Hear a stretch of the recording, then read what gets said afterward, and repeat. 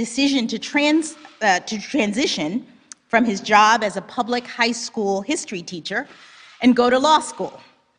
Some of my earliest memories are of him sitting at the kitchen table, reading his law books. I watched him study, and he became my first professional role model. And in the coming week, she will be heading to Capitol Hill to meet some of the senators whose backing she needs to win confirmation. We will be continuing our open-ended coverage of the crisis in Ukraine, with reporters there in Moscow, Hungary, Brussels, Berlin, London, Washington, at the UN in New York and points beyond. You'll hear their updates here and see them on major TV networks around the world. And that is the Week in Review from Feature Story News. Simon Marks reporting. Regarded by many as one of the fastest rising online personalities today, social media rock star Ryan Wasserman has 250,000 loyal Twitter followers and earns $28,000 a year at his job as an administrative assistant. The Onion spoke to the online luminary at KPL Insurance, where he works from 9 a.m. to 5 p.m. and makes roughly $13 an hour. I'm just trying to bring my unique perspective to everybody. That's what my followers expect, and I like to think I deliver. Wasserman, who currently has $900 in his checking account, regularly engages in conversations with high-profile celebrities and takes the bus to work from the two-bedroom apartment he shares with a 23-year-old he met on Craigslist. Actually, I just started a Tumblr because sometimes 140 characters just doesn't cut it. I just had a Google Glass tweet that Questlove retweeted again. KPL, this is Ryan. Yeah, I'm sorry, I totally forgot. This is the Onion News Network.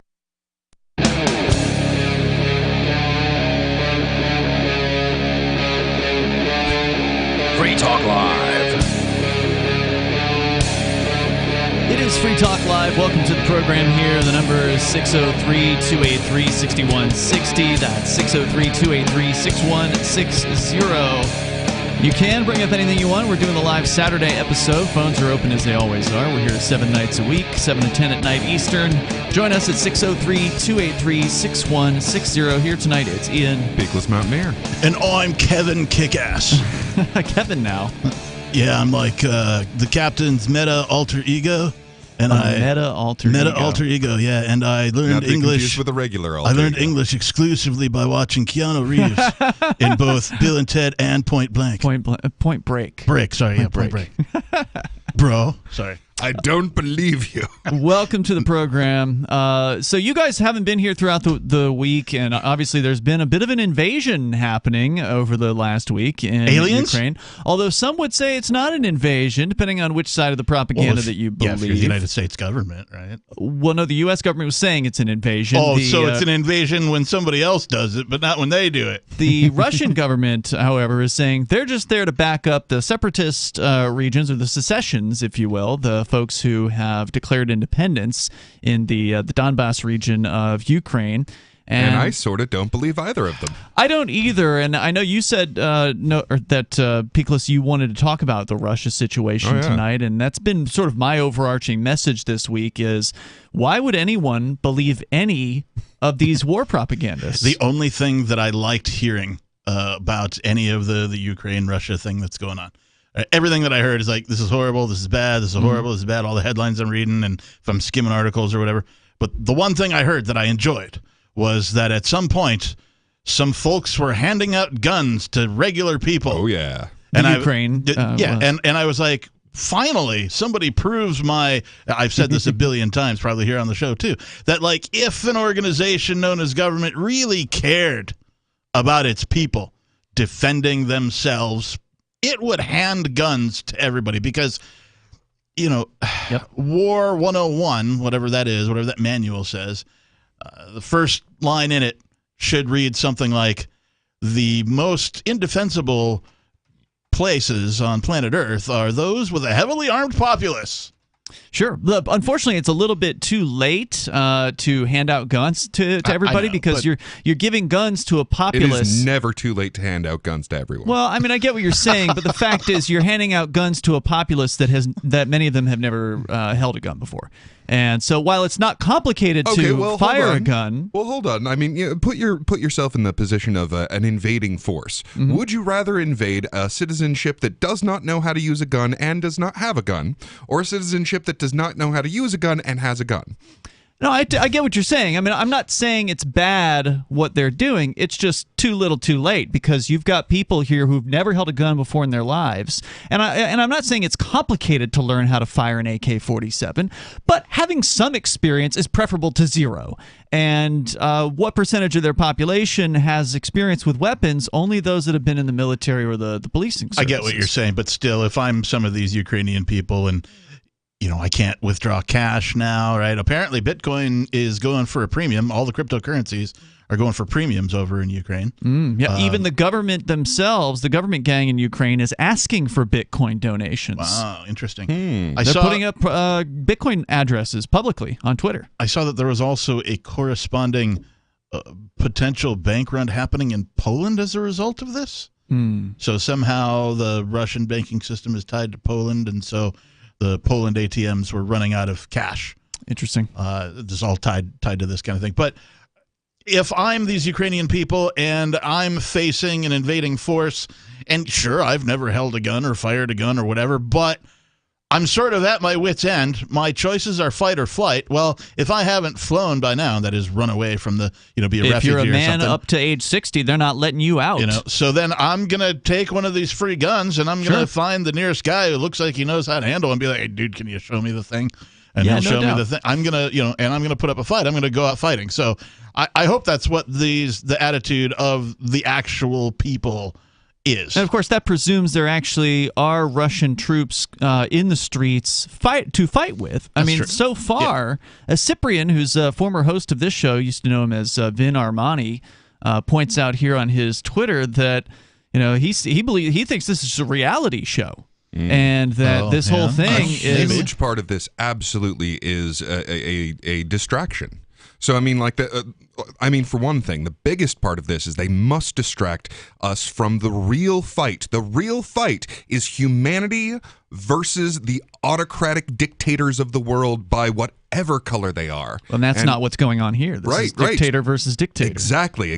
This is exactly like American politics. So do you want the horrible dictator on the left or on the right? Do you want Coke or Pepsi? I mean, they're both poisoned, but which one do you want? Is it like the next WWE match? They're both literally calling each other. Both sides are actually referring to the other side as the Nazis. And they both actually have a point. Yeah. Like each of them, from their perspective, are partially correct. Sure. I mean, one of the things that isn't talked about much is that America specifically caused the coup to overthrow in Ukraine and significantly empowered their literal Nazis, like the grandchildren of the actual Nazis themselves, who hold fascist, nationalist, racist ideologies. Great. Now we've got grand Nazis. And so Putin is saying one of the goals of this whole operation is to denazify Ukraine. So that part of it is true. Now, but he has a lot of other reasons to be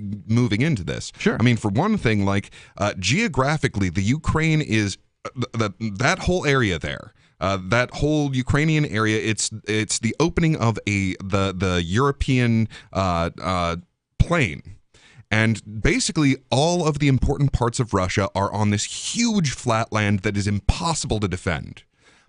But you can defend it in western, the western Russian area, if you push far enough to where the mountains are, because there's only this one pass to get in. And that's a big part of why he wants Ukraine, is because he can stop people from moving into Russia if he has Ukraine. And he can't stop them if he doesn't. And a big part of this goes back to 1990. Like NATO troops, Exactly. for instance? In 1990, they were promised in Russia that there would be no expansion of NATO. They lied. And NATO has expanded and expanded and expanded. Whoa. And we've watched the American leadership make promises. Oh, we promise not to bring Ukraine in. And then you see them making moves to bring Ukraine into NATO. And I mean, NATO should not exist. The North because American the Soviet Union's gone. Terrorist organization? Right. Yeah. So, I mean, it's the same idea of like, imagine if there's this gang that has formed specifically to take out your gang, and then everyone in your gang runs away except you. That's basically the situation that Russia has right now. Like, they are seen as the remnant of the Soviet Union, which is what NATO was formed to fight. Which, you know, to be fair, they ran the Soviet Union for the most part. Like, they were definitely the biggest player in that. But okay, so you have this anti-Russia gang that is slowly expanding further and further. I can see why they would be concerned. So that's part of this. Another big part of this is, like, Russia is an oil country. Like, oh yeah, 12% of the world's oil. They produce more oil in Russia than in Saudi Arabia. I thought it was higher than 12. That's what I read earlier this week. I mean, like, Germany and Italy are both getting half of their oil from Russia. And there's a bunch of countries further east that are getting 100% of their oil from Russia. Russia is a petroleum exporter. That's their whole thing. And these massive finds of petroleum deposits have been found both offshore and in the land of Ukraine. So that's a big part of this too, is that Russia is trying to move in so that you don't compete with it. If you want to weigh in on this, the number is 603-283-6160. The other thing that, you know, as we pointed out, don't believe any of this propaganda. Have either of you guys seen the images of the Ukraine president all suited up with camouflage and a helmet and like a flak jacket? No, I missed that one. And the posts are, you know, saying things like, unlike the coward who poses shirtless with bears to make up for his fragile masculinity, Ukraine's Jewish president is on the front lines fighting for his people. This is a leader. And they show him in like a military helmet and like in a trench or whatever. The images were taken in 2021. This was when he went to Crimea to tour the border when there wasn't a war going on. So you can't believe anything. There's more coming up. There are basically two types of advertising, direct response and branding. Radio's great for direct response with its low cost to listener ratio, but audio can't be beat for branding, which is a longer-term endeavor. You want to be the first thing that someone thinks of when they think about your product or service. If you have a local business that you want kept top of mind in your community, call the station. If you need national reach, Free Talk Live's got around 200 radio stations, millions of monthly listening sessions, can suit all budgets, and if we don't think we're right for you, we'll tell you. Email me, mark@freetalklive.com. When a lunar observatory detects a radio broadcast originating from Proxima Centauri, the nations of Earth discover their first contact with an alien race may also be their last. With the Proximans facing an extinction-level disaster, Earth must choose between sending a ship on a multi-year journey or allowing nature to take its course. Saving Proxima, a hard science fiction thriller by Travis S. Taylor and Les Johnson from BaneBooks.com. Looking for a great real estate investment? Consider New Hampshire, which is ground zero for the Liberty Movement. Your first call should be to Mark Worden from Porcupine Real Estate. He's more than just a real estate agent. He's your New Hampshire concierge. Where are the best places to live? Do you want farm, city, the burbs, or forest? Do you want a duplex or multifamily building so that renters pay your mortgage? There are homes in all price ranges in New Hampshire, and Mark can help with financing too. Invest in Liberty and property. Mark Worden can help. PorcupineRealEstate.com. Are you tired of governments murdering people around the world? Stop using their money. There is an alternative. Bitcoin is a stateless, free market, non-political currency. Bitcoin cannot be inflated or controlled by any government. By using their money, you are helping the state. Stop doing it! You have an incredible alternative available now. Learn it, use it, spread it. Get started with Bitcoin at Bitcoin.com. That's Bitcoin.com. Excuse me, is this where I get a license to start a new business? I wouldn't be hasty. You have to get a license to go out of business, too, you know. Oh, well, look, I've invented this little anti-gravity machine, see? Oh, is that why you're walking 2 inches above the floor? Oh, yes, it's very comfortable. It saves on shoe leather. Yeah, well, you have to fill out these forms and report to the Human Services Department of Manpower Orientation and register with the Fair Employment Practice Commission, the Wage and Hour Division of the Employment Standards Administration, the State Sales and Income Tax Division, the Internal Revenue Service, and the Social Security Administration of the Department of Health, Education, and Welfare, and, of course, OSHA. OSHA? I thought that was a little town in Wisconsin. You'll find out. Say, floating around like that could be dangerous. Have you checked with the Consumer Product Safety Commission? Well, not yet. Come to think of it, you actually are flying, aren't you? Look, you need to go over to the Federal Aviation Administration and the Transportation... It's very hard to get anything done these days if you're in business, but free enterprise built this country. Think what could happen if we don't keep it free. A public service of this station and the Center for the Defense of Free Enterprise, Bellevue, Washington. We just can't have people floating about unregulated, you know. What if you want to hear the latest episode of Free Talk Live, but all you have is your phone, you forgot to download our archive, and you have no data connection? You can call our Listen line at 641-793-0191. That's a long-distance number, so you may incur charges. If not, listen as long as you want. 641-793-0191. The Free Talk Live Listen line, 641-793-0191. So you've signed the Shire Society Declaration and are planning your move to New Hampshire to be around more liberty-oriented people. Next, sign up for the Shire Society Forum at forum.shiresociety.com. There are a bunch of people there who are already in the Shire, and they want to meet you. If you're already in the Shire physically, you should also come by the forums. Remember, not everyone uses Facebook. New people are signing up for the Shire Society Forum every month, so drop in and say hello at forum.shiresociety.com. Got Telegram? You can follow our channel there and discuss show prep with other listeners at telegram.freetalklive.com.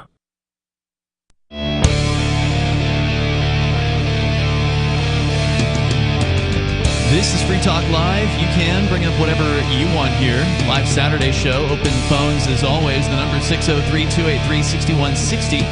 That's 603-283-6160. It's Ian Peakless Mountaineer and Captain Kickass in the studio tonight. Here. Glad to have you. By the way, I thought you were taking a roll call. Bitcoin.com it's not government school, Captain. Thanks, man. I had a flashback. Sorry. Sorry about that. Bitcoin.com is the best source for learning about cryptocurrency. Right now, you've got more government people than ever embracing cryptocurrency, which is not an endorsement per se, but it's an unusual situation that no one would have foreseen, I think, just 5 years ago. The idea that there's a legal tender now status for Bitcoin in El Salvador, that Ukraine is now asking for donations in cryptocurrency in the midst of this situation out there. It's what I love about cryptocurrency, Bitcoin Cash, Monero, all of the cryptocurrencies, is that it doesn't really matter what these government thugs do, right? And these bankster thugs do, because whatever they do only pushes people more towards cryptocurrency.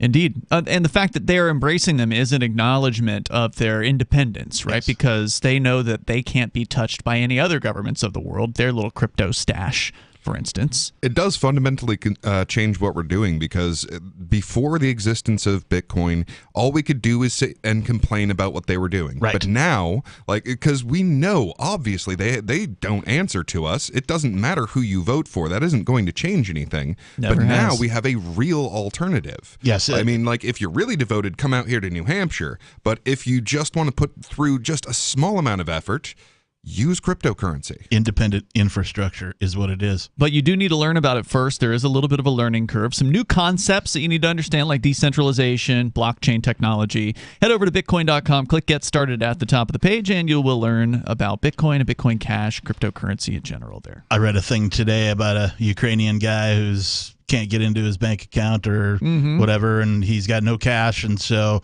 all he has is cryptocurrency, and he was like, crypto's going to save my ass. I saw that post. Yeah, he had escaped, I believe, to a different country and was unable to use any kind of credit cards there, but no problem to use Bitcoin. So instead of him being a penniless refugee from a war-torn area, whatever, he's got some means now thanks to this new technology that governments can't control. Yeah, really important. This is what it means to have uncensorable money. Yes. Bitcoin.com, click Get Started at the top of the page, and get the latest news headlines anytime over at news.bitcoin.com. So we're talking about the war propaganda. What is the truth? Well, it's hard to really know because we're not there. And the strange thing, as Cyprian points out on his Twitter account, is where are all the videos of the fighting? I mean, we talked to Galena, who called into the show last night from Ukraine, or at least purportedly. She had a Ukraine phone number, sounded Ukrainian to me, and she said she's not hiding in the basement like a lot of the reports when you see on the mainstream, the Kharkiv residents hiding in basements. She says she does know of people who are doing that, but she's just sitting in her apartment.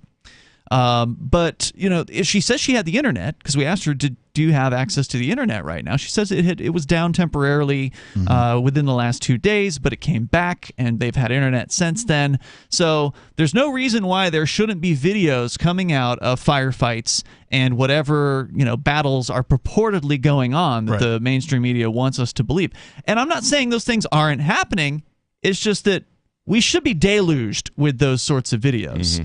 And those aren't coming out. Everybody's got the magic rectangle in their pocket. I don't care where you are, even in the Ukraine. Yeah, and a lot of the people that are showing videos of things happening are showing footage that did not happen in the last week, that happened over the last several years in various different parts of the world, including Ukraine. Yeah. So it's really hard to know at a glance that what you're looking at is actually, legitimate. The more I think about it, the more it feels like, and I was mentioning it in jest earlier when I said, is this like the WWE where the new matches coming on? It's a lot like where they used to talk to the managers or they'd have the separate interviews with the wrestlers before the big match, and they talk about, I'm going to give him a beat down, blah, that kind of thing. And you beat the manager. Listen, brother. Yeah, I'll tell you another thing, brother. The Ukraine is going down, right? That kind of a thing. That's what it kind of feels like at this point. Well, and it's absolutely in the best interests of the banks and the World Banking Organization to do this, because one of the big things that was about to happen, and I talked about this briefly when they had the emergency meeting that we're not allowed to know what happened in it, but they'll eventually make an announcement. So what was going to happen is next month in March they were going to finish off the Federal Reserve's tapering, and a huge thing is they were going to raise the basic interest rate, and that is huge news in the entire financial market, because absolutely everything is set on this 0 to 0.25% target interest rate. Everything is based on that. So if you shift that up to 0.25% to 0.5%, everything starts to get really, really shaky at that point. You can cause major crashes in the housing market or the student loan market or things like that. And they were at the point where they'd said they were going to do this to fight inflation, because people are scared about that. And this is really the only thing you can do to fight inflation, is to bring up that rate. And I mean, they were caught between a rock and a hard place with we said we were going to do this, so we have to do it. If we don't do it, then they'll know that we aren't trustworthy. And if we do it, then it's going to cause this massive chaos. And what a convenient thing. Oh, well, we were going to do it, but then war broke out. Yeah. War broke out, so we don't have to do this like we said we were going to do, because it's an emergency. Which people have been predicting, by the way. I mean, ever since the COVID thing sort of started to seem to get a little repetitive, people were saying, what's next, war? Something else has to distract people. It is predictable because, let's see, you've, locked down planet Earth. Right, you've established this campaign of fear regarding a glorified cold, right? A virus that is, by all accounts, over. It was a bad case of the flu, different version of the flu. Yeah, it killed some people, but historically, everybody's going to forget about this. Be like, really, we made a big deal of that? Well, speaking of lockdowns, Ukraine is on lockdown right now. So I mean, which way is it? Now that we've gotten you used to lockdowns, we can do it whenever and we also feel like. Crippled infrastructure around the globe, right? We still have problems getting goods into ports here in the U.S., and I imagine that problem exists elsewhere. We've seen many nations debasing their currency, that kind of thing. So, when you do all of these things, you got to get out of it somehow. And historically, the way for nations to get out of all of the other bad crap that they do to their people while they're in power is for them to go to war. But here's my question about the lockdown, right? They're saying their citizens are under a curfew I heard a report, I think it was on the news, for at least the next couple of days. And I thought you wanted your people out fighting. I thought that you were handing out rifles. So which way is it? Is there a curfew and a lockdown, or are you supposed to be out in the streets defending your country from the invading Russian horde? Yes. We want you locked down defending yourself from the Russian horde. You want government to have coherent message. Well, how do you defend yourself from a non-existent horde if you're out in the streets? That's why we got to lock you down. Well, right. And how do you take video of the supposed invading Russians and all the fighting going on if you're forced to be inside your house? I mean, you can look out the window, I suppose. And where are all the window footage of the fighting going on? The number here is 6. I've seen some footage of missiles running into buildings that probably, they shouldn't have. Yeah. But who shot those missiles? We're told it's the Russians. How do we know that? The number here is 603-283-6160. You can't believe anything. It's Free Talk Live. Why did you move to the Shire? I moved here to the Shire because there's other people around who take liberty just as seriously as I do. I moved to the Shire because I saw videos of people challenging authority and thought that I could get support myself. It called to me, do this, right now. I wanted to be around people like me who got it, and once I got here, I knew there was nowhere else that I wanted to be. I've always wanted to change the world, so I moved to the Shire to join people who were actually working towards doing the same thing. The people here are awesome, loving, and positive. It was for the adventure and for the feeling of something important is happening here. And I just wanted to come to sort of be part of that. Visit ShireSociety.com to read and sign the Shire Society Declaration and learn the reasons why, if you love liberty, you should immigrate to the Shire. Plus, connect with others via the forum at ShireSociety.com. That's ShireSociety.com.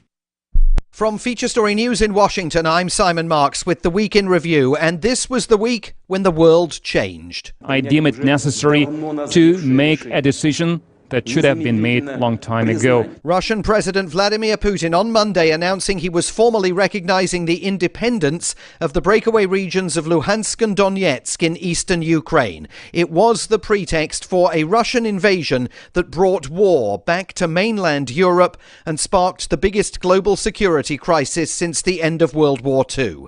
At the United Nations in New York, just as Secretary General Antonio Guterres was making this plea, President Putin, stop your troops from attacking the Ukraine.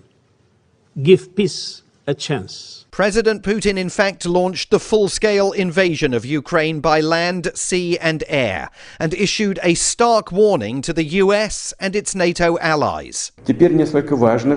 Whoever tries to hinder us or threatens our country and our people should know that Russia's response will be immediate, and it will lead to consequences like those you have never encountered in your history. Is he threatening a nuclear strike? I have no idea what he's threatening. President Biden at the White House on Thursday unveiled a raft of sanctions against Russian banks, industries and individuals tied to the Kremlin. Putin is the aggressor. Putin chose this war, and now he and his country will bear the consequences. The US, the EU and the UK then imposed sanctions personally targeting Vladimir Putin and his foreign minister Sergei Lavrov. German Chancellor Olaf Scholz had led the way earlier in the week, freezing certification of the Nord Stream 2 pipeline. FSN's Trent Murray covered that from our Berlin bureau. This was an extremely surprising announcement by Chancellor Olaf Scholz. He was pulling the plug on Nord Stream 2, one of the most important energy projects this country has seen in decades. All week long, Ukrainian President Volodymyr Zelensky demanded more support, more military assistance, the imposition of a no-fly zone.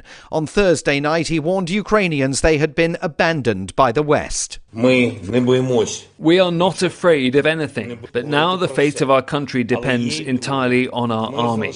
We are left alone to defend our state. Who is ready to fight with us? Honestly, I see no one. Substantial anti-war protests in Moscow and St. Petersburg buoyed hopes that President Putin is facing growing opposition at home. But the United Nations warned 5 million Ukrainians could soon be on the move, seeking refuge unless Russia pulls its troops back. With hundreds of lives already lost, even that won't turn the clock back to the world of just 1 week ago. From bureaus worldwide, this is FSN. Our Matrix server is about as free as internet chat can be. Join the existing rooms or create your own at chat.freetalklive.com.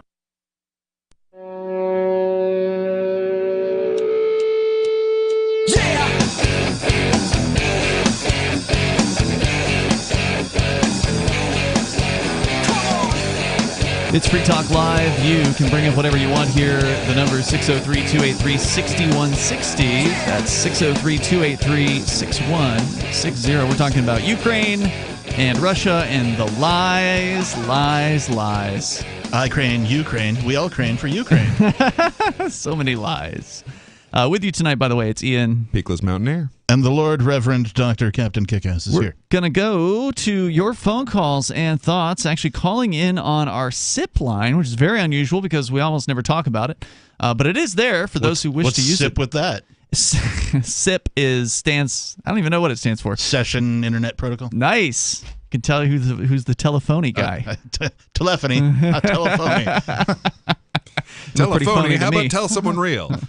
So, who is it, Ian? It is a service that is free to use. It allows you to call in via any basically internet-enabled device, and you can call long distance for no charge, basically, which is pretty cool. And that's why Alex is calling in from Vancouver. But if you want to learn how to use our SIP line, you can go to sip.freetalklive.com. It's sip.freetalklive.com. That'll take you to a step-by-step instructions to get that set up.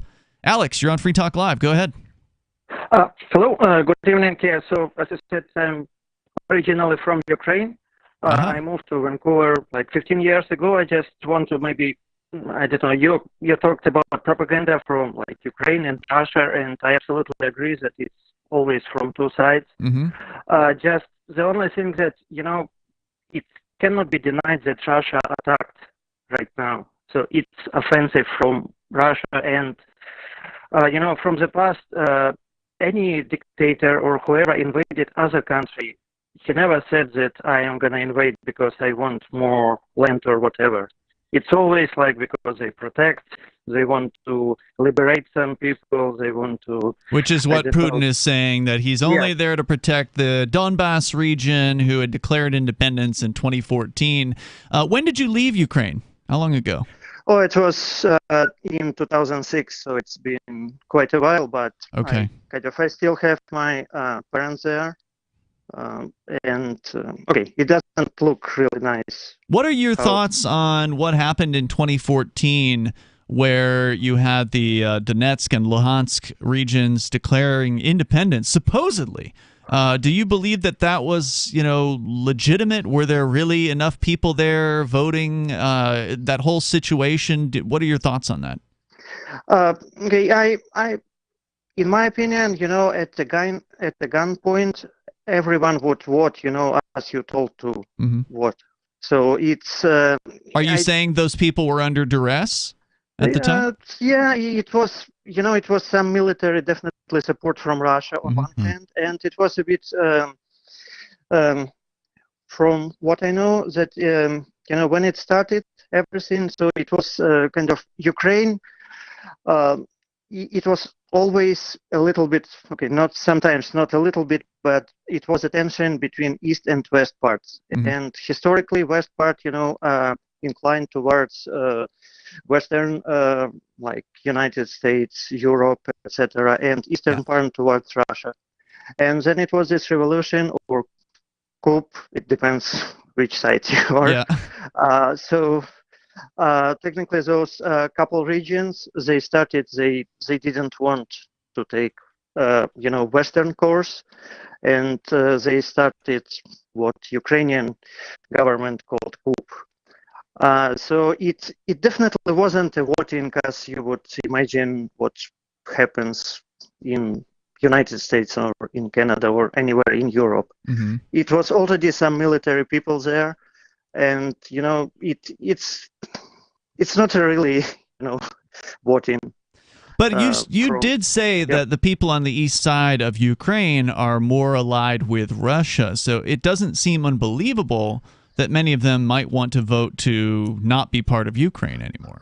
Does it? Yeah, it's possible, of course. It's not like I'm denying that, and definitely it's, at that time, maybe it was some in that. It just, when you have military involved, it's kind of hard to tell about any type of freedom or anything like that. So it was working. Is it true that since those independence movements started in 2014, that the government of Ukraine has been attacking the separatists in those regions? Do you think there's any truth to those claims? Actually, a little. Okay, there is some truth on it, but it's actually what those separatists they wanted to take more territory. So in the beginning, Ukrainian troops tried. They defended. Ukrainian troops tried to retake back, this territory which they don't agree to give independence. Well, the Ukraine government, of course, is not going to recognize the vote. They're not going to recognize the independence movements there. So you're saying they did move troops into the Donbass region? Yeah, but they moved troops. Okay, it was a part of Ukraine, and it's still officially part of Ukraine. Sure. So it always had military. I think Russia still considers Georgia part of Russia, don't they? It's probably, I don't know what they. Yeah, but what I wanted to say is that those separatists originally they took a portion of Luhansk and Donetsk regions. Yes. But they wanted to move west a little, so they kind of started taking more land. I see. Then Ukrainian, in the beginning, Ukrainian army just defended. Then Ukrainian army started offensive operation. Then Russia supported those separatists, so it got back. So it was like moving this front line between. So it's still not the full. It's like two regions, Luhansk and Donetsk regions. They're not completely under separatist control. They were not until. What are you hearing from your family, your friends that are still in Ukraine right now? I mean, what are they telling you? Okay, so it definitely doesn't look that it's gonna, end soon. And my family lives in the western part of Ukraine. It's Lviv, which is closer to Poland. To Polish border, so they're more or less safe. I want to take them back here to safety. It's like just my mom and my wife's mom, but like I still talk to friends, and it's not okay. West part is relatively safe. The rest, like Kiev, it's under attack right now, and there is fighting between Russian army and Ukrainian, and nobody knows what it will be next. Indeed, I don't know. Indeed. 5 hours. Just another question: since you're in Vancouver and you are in Canada, that's the westernmost big city in Canada. Any thoughts on the truckers, the Freedom Convoy up there, the crackdown on freedoms that Canada has suffered under the COVID regime? What are your thoughts on that? Okay, personally I support Freedom Convoy, and I believe like whatever personal decision about your health, it's your personal decision. It can be stupid, it can be smart, but it's nobody's business. Do you feel like Canada is more free today than Ukraine, or that, or at least prior to the fighting, is Canada less free than Ukraine was when you left? It's really, it's very different. Sure. I cannot even compare. Can't compare. Interesting. All right. Well, hey, thanks, Alex, for calling in tonight. Yeah, great call. I really do appreciate it. I love the international flavor that Free Talk Live takes on from time to time when these things happen. Yeah, me too. Like I said, we had a lady call from Kharkiv last night, which is the second largest city in Ukraine, and it's the one right next to the supposedly independent area. So there's definitely it's definitely a hot zone. Thank you, Alex, again for the call tonight. Feel free to update us as things develop. The number is 603-283-6160. You can join us here on the radio. You can take control of the airwaves. 603-283-6160. This is the live Saturday edition of Free Talk Live. So the protection of life, liberty, and property is what the Free State Project is all about. But it's an effort to move 20,000 people who understand. It's about demonstrating to the entire country that, yeah, we can have a free market, a truly free market. Making it just a freer, great place to live. It's the world's largest voluntarist libertarian community, and it's only getting bigger. That's amazing, to be able to move to a place where other people passionately believe in being free and independent. What the Free State Project is managing to do, though, is to put their money where their mouth is. It's physically getting up across the country and saying, let's go someplace and let's demonstrate the power of these ideas. There's a lot of kind of philosophy that surrounds liberty. There's a lot of thinking about it and talking about it. But here in New Hampshire, people are doing it. 101 Reasons Liberty Lives in New Hampshire, a documentary by Free State Project Early Movers. Watch it free at 101reasonsfilm.com. 101reasonsfilm.com. The new 4th edition of Healing Our World, The Compassion of Libertarianism, will take your understanding of liberty to a deeper level and has over 1,300 updated references, new cartoons, and a foreword by Dr. Ron Paul. With discounts for multiple book purchases, the 4th edition of Healing Our World is a great gift for the liberals, pragmatists, environmentalists, and Christians in your life who think libertarianism is cold-hearted. Get yours today at healing.freetalklive.com and use promo code FTL for a $5 discount. Tired of cancel culture? Sick of mega tech corporations holding an axe over your head? Join the LRN.FM Matrix chat server. It's self-hosted, so no one else can tell us what to do or say. Don't like the existing channels? You can make your own. You can even connect into some of our channels from other Matrix servers. It's federated. For the full LRN.FM Matrix experience, though, you should join our server via the step-by-step instructions at chat.lrn.fm. Chat.lrn.fm. When commercials come on, don't push the button. Instead, listen. Even if you don't sell things for a living, you're still selling in the various conversations and transactions that make up your busy day. With money and attention so scarce now, effective communication skills have never been more important, especially if you're a job seeker. So take a lesson from Madison Avenue. Often the fewer words, the more effective the message. Like Jiffy Lube, where you never need an appointment, or the Office Max ad that says, you supply the ambition, we supply everything else. How about online ticket broker StubHub.com, the way in when it's sold out, or CyberCupidMatch.com's seductive, go ahead, it's okay to look.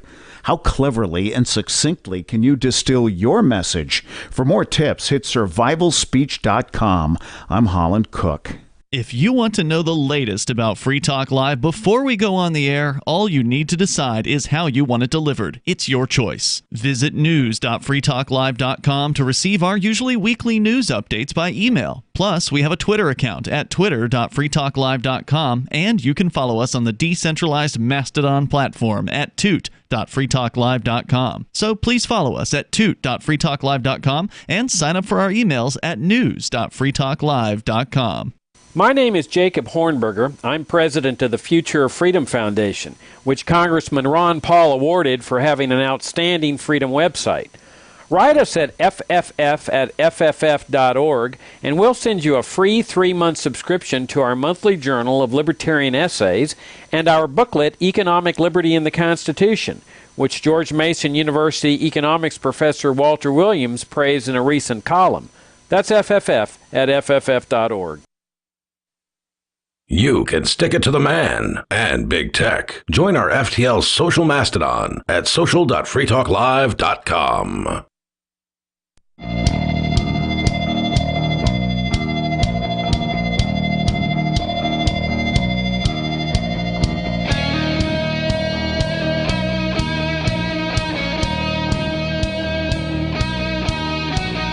This is Free Talk Live. Phones open here. You can join us 603-283-6160, and you can take control of the airwaves. Live Saturday episode tonight. You've got Ian, Faithless Mountaineer, and the Captain. 603-283-6160. We're going to go back into your phone calls and thoughts, but I do want to say thank you to Brian Simmons, who is a Free Talk Live supporter via the AMPS Patreon that we set up a few months ago. Thank you, Brian, for helping us out there at the silver level, which means $5 a month.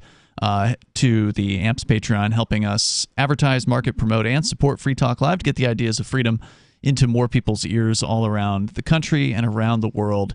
Once again, you can head on over to amps.freetalklive.com. That takes you right to our Patreon. You can get signed up with your debit card, credit card, or your PayPal account, whatever is your preference, and you get some cool perks. So once again, thanks, Brian, for that at amps.freetalklive.com. We go to Jerome. Been too long, Jerome, since you've called in. Jerome is on from South Carolina. Welcome back. Probably because I've been pretty angry and, pretty upset about my mom passing away. Oh, sorry to hear that. Yeah, sorry to hear that, man. It's not easy to talk, when you've been depressed. Okay. So, but I kind of was watching something the other day on Court TV. And this guy is a cop. He was 26 years in law enforcement and security. And he shot a guy in a movie theater about 8 years ago because the guy threw popcorn on him. I mean, he kind of kept after the guy until the guy got angry enough to throw popcorn on him. And he pulled out his handgun and shot the guy in cold blood. Jeez. And he was on bond for 8 years, and then they finally had the trial. And it's like not the 12 on the jury, but like 6 people. Mm-hmm. And they watched this cop, and they watched his lawyers get up and tell lie after lie. I don't know how the man's widow could sit there and listen to that, and not just like go over and just knock the living hell out of that old man on the witness stand when he was lying like he did. Because he said he felt threatened. He felt his life being threatened because the man threw popcorn on him. He instigated the whole thing because he was trying to get the guy thrown out of the movie theater because the man was texting on his phone trying to keep track of his daughter who was being, taken care of by the babysitter while they went to a movie theater. They established this quite some time ago, Jerome. I call it the magic shield of deflection, where they just go, I feared for my life. Yeah. Not guilty. Well, now, what was the result in this trial? You said it was a jury, so what did the jury come back with? Well, he was up for second-degree murder and possibly manslaughter. Because he not only shot the man, the man's wife was, trying to stop everything, and he shot her too, but he shot her in the hand. He could have blown her finger off, they were saying. And he got away with that. He was found not guilty? Yeah. Wow. He didn't even get shot for shooting the man's wife. And what did she do except, try to, get in between all of that? And where did this happen? Was this in South Carolina? No, hell no, man. We got enough problems in this state with people. Where was this one? This happened in Florida. Town in Florida. Wow. 8 years on probation. I said, I'm starting to think maybe the reason I don't understand stuff like this because I'm not white. Because if this was a black man that shot a white man like that, I don't know how the hell you would get out of that, unless you're really somebody famous and powerful. Well, the dude's a cop. Yeah, this has nothing to do with his race. This has to do with he's a cop. The reason that the rules do not apply to him is because he's part of their system. Yeah, I mean, black cops get the cop privilege too. Yeah, I mean it's nothing to do with his race. He's a white cop, and he shot at a white man. White people get away with killing each other too. You got to be careful about. It has nothing to do with his race. You got to be careful. It has nothing to do with his race. It has everything to do with his position as a cop. Yeah. If he was a black cop who shot a black person, but he was a retired police chief, then the same thing would have happened. They get away with killing black people too. Remember George Zimmerman? They get away with killing everybody. They're cops. They have no accountability. Oh, they have accountability. They don't. Come on. You should know that by now. There is zero accountability for police in this country, and you know it. All right. How do you hold them accountable, Jerome? How, specifically? Like those cops that murdered George Floyd. That's how you hold them accountable. The only reason those cops had any punishment whatsoever is because there was enough public outrage at that. That was a 1 in a million conviction. Most cops, 99% of them, 99% of the cops who are accused of and did shoot or kill somebody or beat somebody or set somebody's house on fire or whatever other horrific thing that they did, they usually walk away, and most of them get promoted, and they don't get any kind of real punishment whatsoever. They get a pat on the back and a medal in a lot of cases. Covered a story last week, Sunday, about a cop who.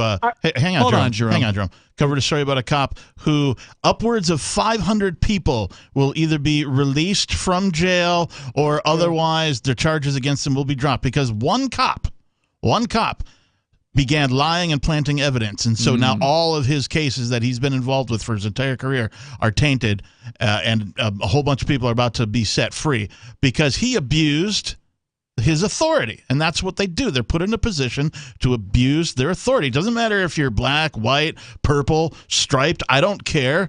If you're put in this position and you must act in an authoritative way, you will do bad things. The system itself is corrupt. I'll tell you what, that cop, he's just the one that got caught. That's right. There's other ones doing the exact same thing. They just haven't gotten caught. Exactly.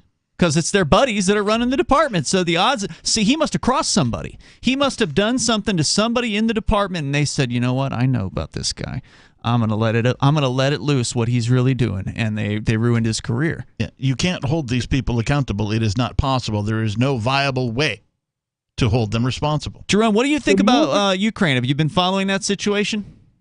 Man, look, Putin's been a bully for a long time. The people of Russia, those are some of the weakest people on the planet because they allow themselves to let this man get so powerful that he can do things like this, and there ain't a damn thing they can do about it. I don't know how this guy survived. Well, sure they could do something about it. If they didn't want to do something, if they didn't want to go along with what Putin wanted, they could just refuse to follow his orders, not join the military, and refuse to deploy. Right? Like, so clearly there are enough people in Russia who support what Putin is saying, in that I don't think they had to draft these men. And what exactly is it that Putin's allowed to do that Biden isn't?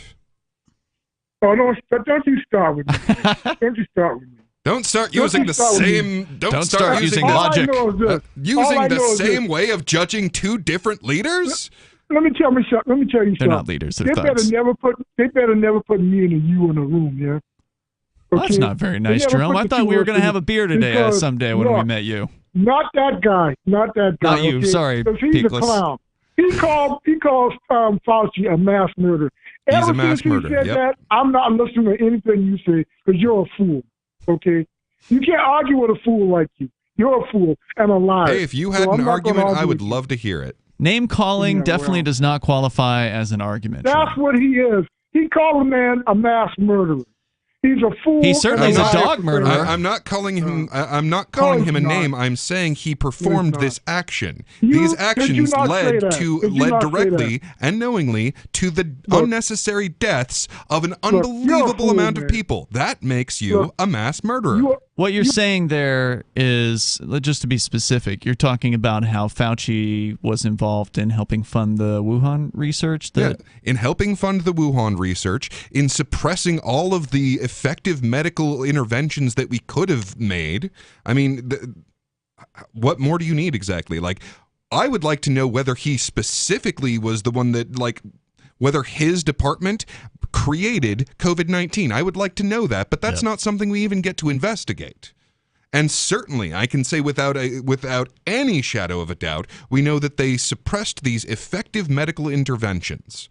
So all of the people that could have had their lives saved, instead of pushing a vaccine, they are dead because of his knowledgeable actions. That makes you certifiably a mass murderer.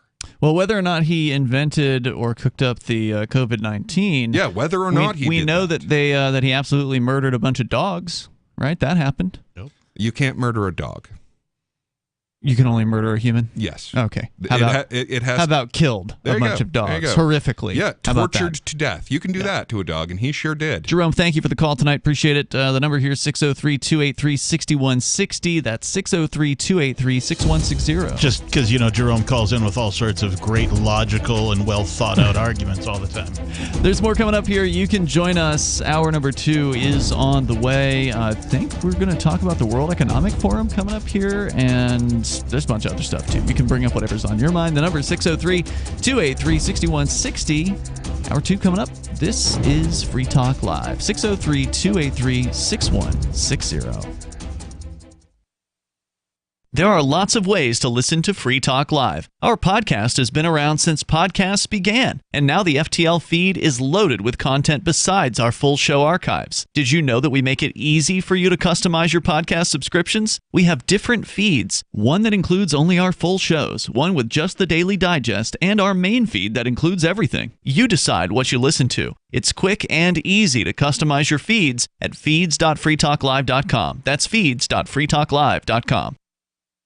Do you feel like your nation, state, or community no longer holds your values? Have you dreamt of a place where people agree that liberty is important and are free to pursue their projects so long as they respect the property of others?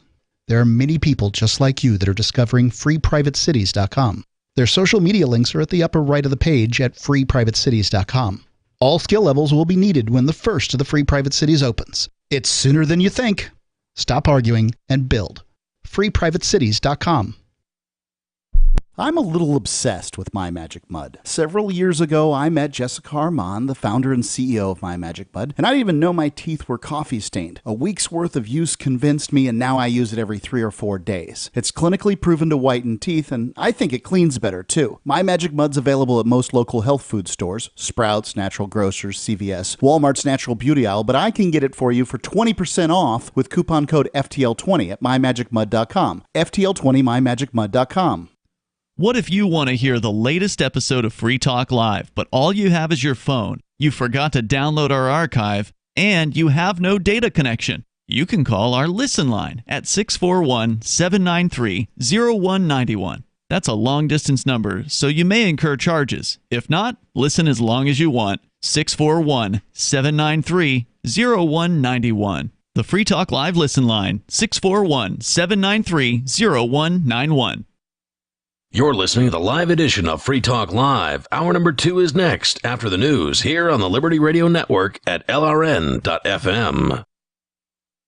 From Feature Story News in Washington, I'm Simon Marks with the Week in Review, and this was the week when the world changed. I deem it necessary to make a decision that should have been made a long time ago. Russian President Vladimir Putin on Monday announcing he was formally recognizing the independence of the breakaway regions of Luhansk and Donetsk in eastern Ukraine. It was the pretext for a Russian invasion that brought war back to mainland Europe and sparked the biggest global security crisis since the end of World War II. At the United Nations in New York, just as Secretary General Antonio Guterres was making this plea, President Putin, stop your troops from attacking the Ukraine. Give peace a chance. President Putin, in fact, launched the full-scale invasion of Ukraine by land, sea and air, and issued a stark warning to the US and its NATO allies. Whoever tries to hinder us or threatens our country and our people should know that Russia's response will be immediate, and it will lead to consequences like those you have never encountered in your history. Is he threatening a nuclear strike? I have no idea what he's threatening. President Biden at the White House on Thursday unveiled a raft of sanctions against Russian banks, industries and individuals tied to the Kremlin. Putin is the aggressor. Putin chose this war, and now he and his country will bear the consequences. The US, the EU and the UK then imposed sanctions personally targeting Vladimir Putin and his foreign minister Sergei Lavrov.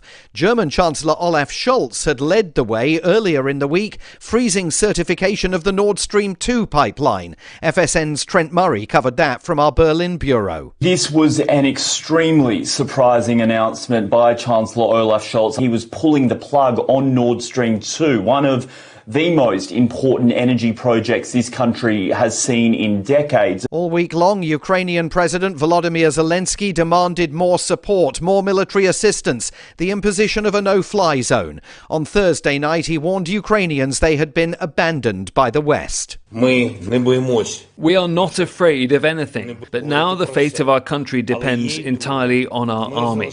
We are left alone to defend our state. Who is ready to fight with us? Honestly, I see no one. Substantial anti-war protests in Moscow and St. Petersburg. Boyd hopes that President Putin is facing growing opposition at home. But the United Nations warned 5 million Ukrainians could soon be on the move, seeking refuge unless Russia pulls its troops back. With hundreds of lives already lost, even that won't turn the clock back to the world of just 1 week ago. From bureaus worldwide, this is FSN. The Russian invasion of Ukraine had a big impact on the sporting and cultural worlds. Eurovision pulled Russian participation in its annual much-watched TV song contest. UEFA cancelled plans to host the Champions League final in Moscow. And Formula One pulled out of the Russian Grand Prix. Rob Harris is global sports writer for the Associated Press. This is a very swift decision from F1 because we've seen that one of the teams, Haas, has dropped its Russian sponsor from the car. So an all-white car for Haas. They're not going to feature the Russian sponsorship on the car at all at the moment. And the former world champion, Sebastian Vettel, had been leading those calls yesterday for the race to be dropped. And now F1's bosses have dropped it as he wanted. President Biden made history on Friday, nominating Judge Ketanji Brown Jackson for a soon-to-be vacant seat on the U.S. Supreme Court. If confirmed by the U.S. Senate, she'll be the first black woman Supreme Court justice. It was my father who started me on this path when I was a child. My father made the fateful decision to transition from his job as a public high school history teacher and go to law school. Some of my earliest memories are of him sitting at the kitchen table, reading his law books. I watched him study, and he became my first professional role model. And in the coming week, she will be heading to Capitol Hill to meet some of the senators whose backing she needs to win confirmation. We will be continuing our open-ended coverage of the crisis in Ukraine, with reporters there in Moscow, Hungary, Brussels, Berlin, London, Washington, at the UN in New York and points beyond. You'll hear their updates here and see them on major TV networks around the world. And that is the Week in Review from Feature Story News. Simon Marks reporting. From Betty Davis's first role as a piece of chocolate cake in the 1931 film Palmy Days to the discovery of Niagara Falls in 1996, The Onion looks back at this week in history. On May 16, 1929, the first Academy Awards were handed out in categories such as Greatest Achievement in Blackface, Best Catholic Whipping Scene, and Most Gorgeous Gams on a Broad. The highlight of the night occurred when Wings won the award for Best Picture without a single Dago, Tar Baby, or Wetback. And on May 15th, 1940, the first McDonald's opened in San Bernardino, California, back when a young Grimace was just working as a cashier. And that was what happened this week in history. As Martin Luther King Jr. once said, history is actually pretty racist. This is the Onion News Network.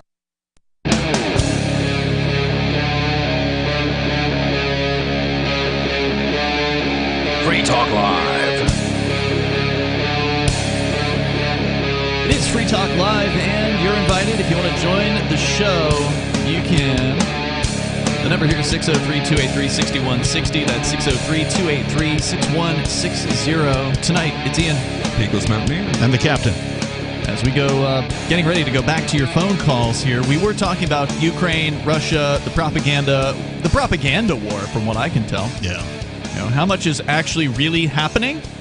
You sure as hell can't judge from posts on social media, which are using images from last year or years ago, videos from years ago. Maybe there's some actual things that are happening there, but you can't know from one day to the next what it actually is, unless you actually know someone on the ground in Ukraine who actually has video, original, fresh, never before seen video of what is happening on the ground. Who was that?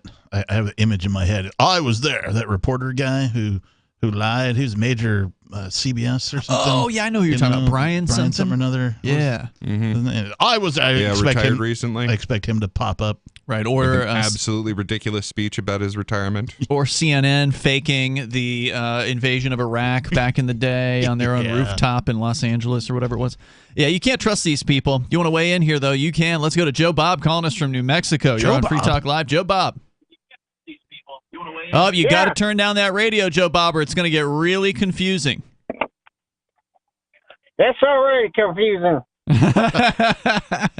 What's on your mind tonight? We got a whole shitstorm. Oh, my bad. Oh, you can't say that, Joe Bob. I'm so sorry. It's too bad. He had a really good voice, too. He had a whole character. God dang it, Joe Bob. That he was going to do there. You done messed up. Yeah. He just got too into it. We are on radio. Yeah. And he was listening, I think, on the radio. He should have known we were on the radio. That's too bad. He sounded like it would have been a fun character. I guess you and I, Ian, are old enough to where, like, we know that when you call a radio show, you got to turn that radio down or you get feedback. But, like, I guess don't know. Folks don't know. Well, it's not being old, Captain, because there's some elderly folks that have called in and they don't understand that. It's just people just don't. We're just radio rats, you know. We're radio geek types. I did used to try and like call in and win all the radio prizes, you know, tickets to this or a poster of that or an autograph this or whatever contests the radio were putting on. But it is true that age is a factor as far as young people don't really even understand what radio is. I mean, there actually is a real factor there. What is this radio thing you speak of? Yeah, we had a guy call in the other night, sounded fairly young, maybe in his early to mid 20s, and he was telling us a story about some corrupt cops, and I think he said the S word on the air, and was like, hey man, sorry, we got to let you go. And he called back and apologized and acted like he didn't know. Yeah. You know, I believe that. I believe it. Yeah. Well, I mean, especially if you grow up with the internet. That's what I'm saying. Then you don't think that there's just going to be someone looking over your shoulder censoring you for naughty words. I mean, it's an absurd idea. It is. Yeah, just imagine the thoughts going through. Why can I say whatever I want to on the internet, but there's this little section of communications over here, something over the I don't know, but like for whatever reason you can't cuss over that. Should we give Joe Bob another chance? It's your show, bro. All right, I'm going to give him another chance. All I think this is him calling back in. Joe Bob, you got another chance here, but don't make me regret it. You can't say bad words on the radio. I do apologize for that. Sometimes that freedom of speech does get out of hand, All right, what you got, man? What were you going to try to say? I will say this, though. You started that first. Remember that? Huh? Earlier when I talked to you and you say, hey, what's up, Joe Bob? I said, yeah, you said that naughty word, too. Oh, did I say something like that while I was screening your call? I don't remember that. Hey, you can't say that on radio, but I accidentally did that. That is my bad, All right, man. What were you calling about, Joe Bob? Well, we got to take our freedom back, because this is the United States of America. This ain't China. This ain't Russia. Where did our freedoms go? Are you still there? Right here, man. Oh man, I'm glad you're right here. How are you going to take the freedoms back? We take it back one vote at a time, mister. That never worked. Vote at a time. Voting never worked to restore freedom. If it did, then we'd have it back. Well, you know what's going to happen then? What's happening over there by Russia, Ukraine? That's what America might happen too. So yeah, there's a good chance of that. You better keep your powder dry there, young man. But, brother, I mean, look, if you think you're going to vote your way out of tyranny, I think you're mistaken. No. United we stand. This is America, buddy. You forget that. Hey, did you watch the trucker convoy go through New Mexico? You're talking about truckers? Shoot, I like them truckers. They're American-made. If you can't get from point A to point B, how you going to get there? That is a good question. Indeed, without the truckers, we are up S Creek without a paddle. You cannot get anything that you are used to. Everything you look around you, pretty much everything you see, somebody brought that on a truck to a store or to your home. Right. I don't care how much money you got. There are people there working, making this happen. It's called America. That's why. We need to bring all our jobs back over here. So do you think Joe Bob's a real person or a character? It's hard to tell. I love it. Great call. Thanks for the call tonight. I used the word yonder. I use the word yonder. Over yonder. Like, because I spent time in northern Florida, also known as southern Alabama. Y'all, fixin' to, yonder, right? These are staples that even though I don't still have the accent that I did pick up while I was down there. It does. I was talking to somebody on the phone. It was a business call, and I was saying something about, well, I don't know what y'all are doing. Right. But, so like I will use these terms. I will use y'all, especially if I'm in the South. I will use it more often than. I like y'all. Y'all is an excellent word. It's a good word. I mean, never look, used we either yonder. need to start using y'all or start using thee, because we need to make a difference between one you and many of you. Yeah, I totally support it. It's all y'all. All y'all? Yeah. Are y'all going to the thing later, or are all y'all going? But I've never used Yonder. Yonder is great for if you really can't explain like a direction where something is. Over yonder. It's that way, sort of, and it's over yonder or it's down yonder. I think was the other one. It's down yonder. You go to Jones Street and you hang a right, and it's just down yonder. Could be up yonder, not to be confused with ape yonder. Over yonder. Over yonder, under yonder. Never around yonder. Under yonder. Yeah. No. Down yonder, but not under yonder. 603-283-6160. Robert is in South Carolina. You're on Free Talk Live, Robert. Yes, okay. I just wanted to let you know that in the German Democratic Republic, you had to serve in the Army, Navy, or Air Force. In other words, the armed services. So slavery. Otherwise, you'd have... Sorry? So slavery. Do you support that? Do I support slavery? No, I don't. Okay. Good. So anyhow, you had to serve in the Army, in Navy, or Air Force. In other words, the armed services. If you didn't, then you had to go to jail. And the guys who went to jail, I knew some of the ones who went there because they were Jehovah's Witnesses, and they knew, of course, who were the other Jehovah's Witnesses, and they referred to each other as the Knastbruder, which means the jailbirds. Okay, and then with regard to the Soviet Union, you had to study first in order to study for a professional degree, in order to get into the professional degree program. There was no chance of getting in there if you didn't. Okay, because I knew one of the people who was very high up in the cultural ministry, and that's how I found out. I knew the details on that one. And with regard to what does China, that have to do with compulsory military service? Or are you just giving us a random fact about the Soviet Union? I'm just giving some background with regard to the questions that you had raised earlier. I don't remember asking any questions about the Soviet Union and the military. Oh, I mean under communism. I thought under communism, and I'm just telling you the way it was in the Soviet Union, and it's kind of communism in a kind of way. Well, it's really not communism. I would call it institutionalized corruption, but okay. Well, I mean, you've just described all forms of government ever.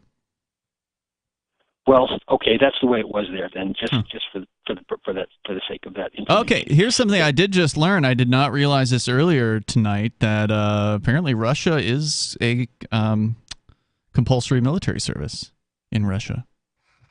I did not realize that. It still is. Yeah, no. Yes, according to at least according to Wikipedia, all male citizens ages 18 to 27. It's a 12-month draft. For all male citizens. Thank you for the call tonight, Robert. The number here is 603-283-6160. The mandatory term of service was reduced from 2 years to 1 year. So there you go. You got to serve, quote unquote, as a slave, and then they'll send you off to die in Ukraine. No thanks. There's more coming up here. 603-283-6160. You can join the show. Bring up what you want on Free Talk Live. There are basically two types of advertising: direct response and branding. Radio's great for direct response with its low cost to listener ratio, but audio can't be beat for branding, which is a longer term endeavor. You want to be the first thing that someone thinks of when they think about your product or service. If you have a local business that you want kept top of mind in your community, call the station. If you need national reach, Free Talk Live's got around 200 radio stations, millions of monthly listening sessions, can suit all budgets, and if we don't think we're right for you, we'll tell you. Email me, mark@freetalklive.com.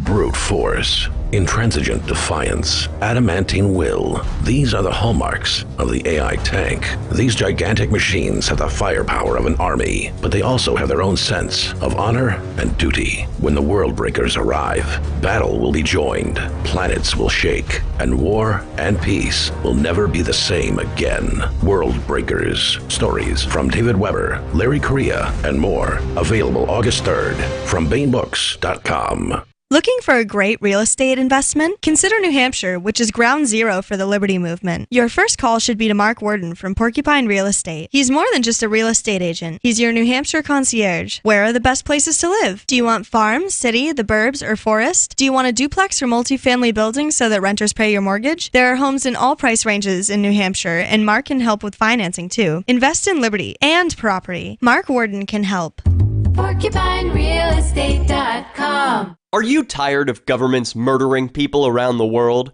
Stop using their money. There is an alternative. Bitcoin is a stateless, free market, non-political currency. Bitcoin cannot be inflated or controlled by any government. By using their money, you are helping the state. You have an incredible alternative available now. Learn it, use it, spread it. Get started with Bitcoin at Bitcoin.com. That's Bitcoin.com. Free Talk Live. That's all libertarians are saying is let's stop the violence. And really, when you put it in those terms, it sounds kind of liberal. Let's stop the violence. Sure, right? it's a movement about peace and personal responsibility. That could very easily sound like, when you use the word peace, sounds liberal, you know? Right. So if the first libertarian you ever meet or hear on the radio is just talking about making government smaller, I can totally understand why you would get confused and think that it's just a bunch of alt-right wingers. That's one of the reasons why I kind of shy away from labeling myself that way. Often we get terms like radical used towards us, but radical, really? Peace, personal responsibility, voluntary interaction between individuals? That's radical? I'll tell you what's radical. Radical's using a gun and a bunch of guys in armored suits with helmets to enforce your will on people. Free Talk Live, 7 nights a week from 7 to 10 Eastern, live on the Liberty Radio Network at LRN.FM. Tired of cancel culture? Sick of mega tech corporations holding an axe over your head? Join the LRN.FM Matrix chat server. It's self-hosted, so no one else can tell us what to do or say. Don't like the existing channels? You can make your own. You can even connect into some of our channels from other Matrix servers. It's federated. For the full LRN.FM Matrix experience, though, you should join our server via the step-by-step instructions at chat.lrn.fm. Chat.lrn.fm. So you've signed the Shire Society Declaration and are planning your move to New Hampshire to be around more liberty-oriented people. Next, sign up for the Shire Society Forum at forum.shiresociety.com. There are a bunch of people there who are already in the Shire, and they want to meet you. If you're already in the Shire physically, you should also come by the forums. Remember, not everyone uses Facebook. New people are signing up for the Shire Society Forum every month, so drop in and say hello at forum.shiresociety.com. Don't miss a moment of Free Talk Live. Get our archives daily via our podcast at feeds.freetalklive.com.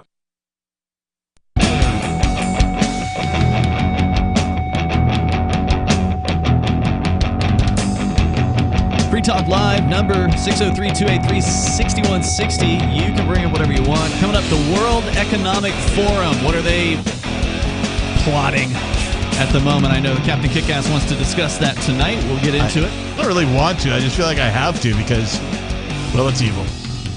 To keep it's people definitely worth talking about. Keep people informed as to what is happening. Yeah. You can join the show. You can bring up whatever's on your mind. It's Ian Peakless Mountaineer and Captain Kickass. And to that extent, like a lot of topics that we cover here on Free Talk Live, I don't really want to talk about.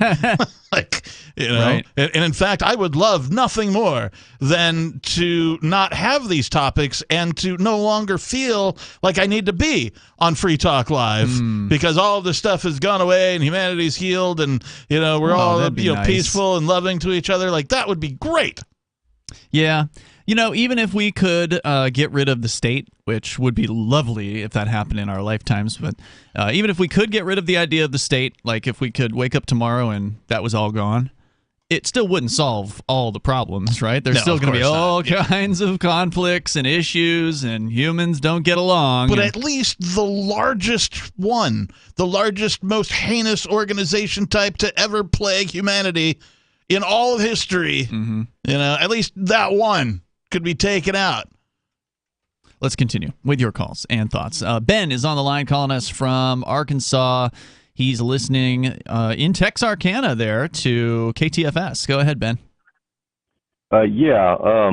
I guess I've just got a question for you guys. What do you do whenever there's been a fraud on the Supreme Court of the United States? Who do you appeal to? Well, I mean, I consider the courts in the United States to be a fraud, just generally. So can you be a little more specific about what you're referring to? Yeah, the clerk of the Supreme Court of the United States has withheld a motion from Associate Justice Brett Kavanaugh requesting a recomputation of a filing deadline and also reporting grievances from the clerk and his deputies, which blocked the filing of an appeal of an interjudicial hate crime conspiracy by the Arkansas lower and higher courts that blocks an interfaith Hebrew Native American School of Theological Research, which I'm planning. So you have filed something with the court clerk of the Supreme Court, and you're saying they're just doing nothing with it. Well, yeah, I made my filing back in June 1st, and they ruled that the filing was out of time because they were going by a petition for review, which I'm a pauper, and I filed an informal pauperous pro se. And that means you don't have enough money to to make the filing fee. Right. Well, I had a lawyer, but he turned out to be a crook. So shocking! Wow. So surprised by that. Yeah. But anyway, they told me that it was out of time because the petition for review, which they go by for determining the filing, was late. However, the form that I downloaded from the Supreme Court website says that the filing is to be determined by the latest decision by the court that was based on the merits of the case. So let me say this before you go on. It's very confusing what you're saying to me, and I've got a little bit of court experience, but I don't have Supreme Court experience. I am not an attorney. I can't give legal advice, but I will say this. I just courts want to publicize it, that's all. Yeah, I see what you're saying. Courts do whatever they want to do, in my experience, and if you don't like it, then there's really nothing you can do about it. And as you've said, if you're already at the highest court in the country, you can't go up any higher than that. I mean, I don't know, maybe you can go to The Hague or something like that, but to my knowledge, you are basically screwed, is what it sounds like. Yeah, courts are frustrating because you have to play by their exact rules. They made up the rules. They don't have to play by. They made up the rules. And if you didn't follow this exact, or as you're finding out, you didn't fill out this exact piece of paper. Oh, you didn't file it in triplicate. And you didn't put it in by 8:52 p.m. on 4 days after you've in whatever hoop they're trying to make you jump through. The thing is like you get involved in all this minutia and you never get justice because you didn't do it exactly and precisely the way they say that you have to do it. So my answer to you, to your original question, would be exactly what you are doing, which is calling a radio show and trying to get some public knowledge of it, right? Get it publicized. That's about all you can do. About all you can do. I mean, it's not going to change anything. It's not going to make it so the Supreme Court all of a sudden cares about the petition or pays attention to their own rules. I mean, I'm always reminded, and I love to bring this up because I just think it's so revealing that in the district court rules, now I realize the Supreme Court of the U.S. is a little different, but in the district court rules of New Hampshire, Rule 1.1 is that the judge can waive the rules at any time in the so-called interests of justice. Okay? So all the rest of the rules don't matter, right? That rule number one is that they can waive the rules at any time. Well, in my petition, which I filed against this action, I cited specifically that the clerk of the court told me that my only alternative was to file a motion directing the clerk to file a petition out of time. However, that's contradicted in the rules of the Supreme Court, and there's no rule that justifies that. So it's only a means of getting me to admit that I filed out of time, which I protest. I did not file out of time. Yeah, they are slimy, dishonest scum. Well, the form that I downloaded from the Supreme Court website states that you have to file your petition based on a petition for review by the highest court that reviewed the case on its merits. It never was reviewed on the merits. What the kind Arkansas higher courts all rubber stamped the decision by the lower court that was based on 11 recusable counts. I asked for a motion. Yeah, it's just it's getting too off into the weeds for me, and I apologize, Ben, but once I hear too much legal talk, it just turns into mumbo jumbo to me. So what kind of an organization were you trying to make here? I'm a retiring missionary. I was 35 years on the mission field, mostly in the Middle East and among Native Americans, and I wanted to start a Hebrew Native American School of Theological Research based upon some of the things I've discovered over the years. And whose approval are you asking for this? Well, initially I was trying to get permission to widen the right-of-way of a public road, which has never been vacated. Good Lord. But the county judge, her name is Kathy Harden Harrison, who had jurisdiction in this matter, acted in the face of her jurisdiction. So I had to go. So why are you putting the school there? I mean, like, if you want to form this thing, I mean, find a different place to form it. I mean, if you can't find a physical location to form it, then just keep it on the internet, where it's really hard for them to get a specific jurisdiction over an area. It's my great-grandfather's presidential patent, and they've stolen my timber, they've stolen my land, they've smashed my sweat lodge. That's what they do. Ben, I appreciate your call tonight. I'm sorry that we don't have anything else for you. I mean, these people are criminals, and you've learned this the hard way, unfortunately. You've learned that there's no justice. You've learned that they will not hold each other accountable. It's them versus the rest of us, and they make the rules. And stop dancing in their system. They're just pulling strings, making you dance like a monkey. Stop it. And it's not going to make any difference. You can dance all you want. They don't care. Thank you, Ben. Good luck. I wish you the best. I wish there was more that we could say. But this system needs to end. It just needs to stop. Peacefully, of course. We're coming up. Carl Watner, longtime proponent of a voluntary society, died last December. You may have seen his articles published on his website, voluntarist.com, in his newsletter, The Voluntarist, the Mises Institute, or elsewhere over the last 40 years. His newest book, I Must Speak Out, Volume 2, The Best of the Voluntarist, is now available via Liberty Under Attack Publications. This 430-page second volume spans the years of 2000 through 2020 and includes articles by Carl Watner, Hans Hermann Hoppe, Karl Hess, Benjamin Tucker, George H. Smith, Lysander Spooner, Pete Eyre, Joyce Brand, and many others. I Must Speak Out is for the newly initiated, the veteran voluntarist, or anywhere in between. Buy the book now at libertyunderattack.com/voluntarist. For more great content on building a voluntary society and for Carl's extensive archives, check out voluntarist.com. From Feature Story News in Washington, I'm Simon Marks with the Week in Review, and this was the week when the world changed. I deem it necessary to make a decision that should have been made a long time ago. Russian President Vladimir Putin on Monday announcing he was formally recognizing the independence of the breakaway regions of Luhansk and Donetsk in eastern Ukraine. It was the pretext for a Russian invasion that brought war back to mainland Europe and sparked the biggest global security crisis since the end of World War II. At the United Nations in New York, just as Secretary General Antonio Guterres was making this plea, President Putin, stop your troops from attacking the Ukraine.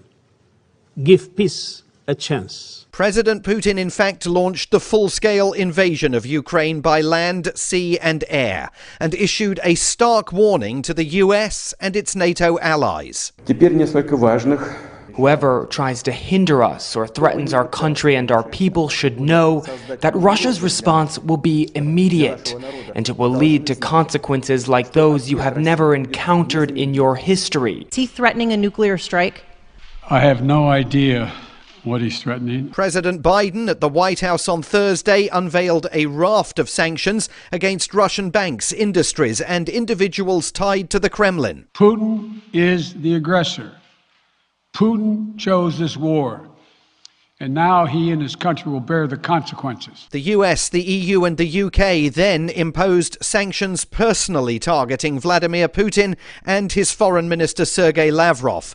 German Chancellor Olaf Scholz had led the way earlier in the week, freezing certification of the Nord Stream 2 pipeline. FSN's Trent Murray covered that from our Berlin bureau. This was an extremely surprising announcement by Chancellor Olaf Scholz. He was pulling the plug on Nord Stream 2, one of the most important energy projects this country has seen in decades. All week long, Ukrainian President Volodymyr Zelensky demanded more support, more military assistance, the imposition of a no-fly zone. On Thursday night, he warned Ukrainians they had been abandoned by the West. We are not afraid of anything, but now the fate of our country depends entirely on our army. We are left alone to defend our state. Who is ready to fight with us? Honestly, I see no one. Substantial anti-war protests in Moscow and St. Petersburg buoyed hopes that President Putin is facing growing opposition at home. But the United Nations warned 5 million Ukrainians could soon be on the move, seeking refuge unless Russia pulls its troops back. With hundreds of lives already lost, even that won't turn the clock back to the world of just 1 week ago. From bureaus worldwide, this is FSN. We're still not sure why you'd want to watch, but our video feed is streaming nightly for free at cam.freetalklive.com.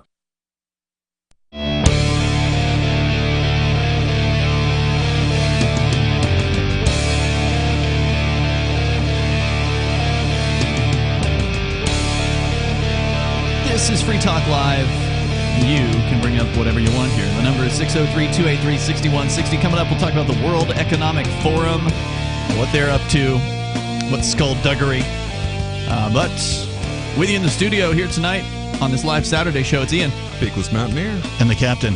Hey, fun fact. Yes, Captain, I like fun facts. Captain's fun fact of the day. Did you know, like, we give cops sort of a bad rap here, right? We accuse them of all sorts of things. I don't think it's us that gives them a bad rap. Well, okay, cops get a bad rap, and we just tell you about it. But, like, every now and again, you have to point out the positive, right? Did you know that 60% of cops do not beat their wives? That is very positive. Like, I mean, that. that's a or very they positive. don't get caught. It's never reported. 60% of cops are never reported to have beaten their wives. Reported. Would be a more accurate way of saying that. So that's fun fact of the day. All right, so we go back to your phone calls and thoughts. Technically true. I want to give that a fun factor of probably 8 out of 10. That's pretty fun. I had fun with that one. Yeah.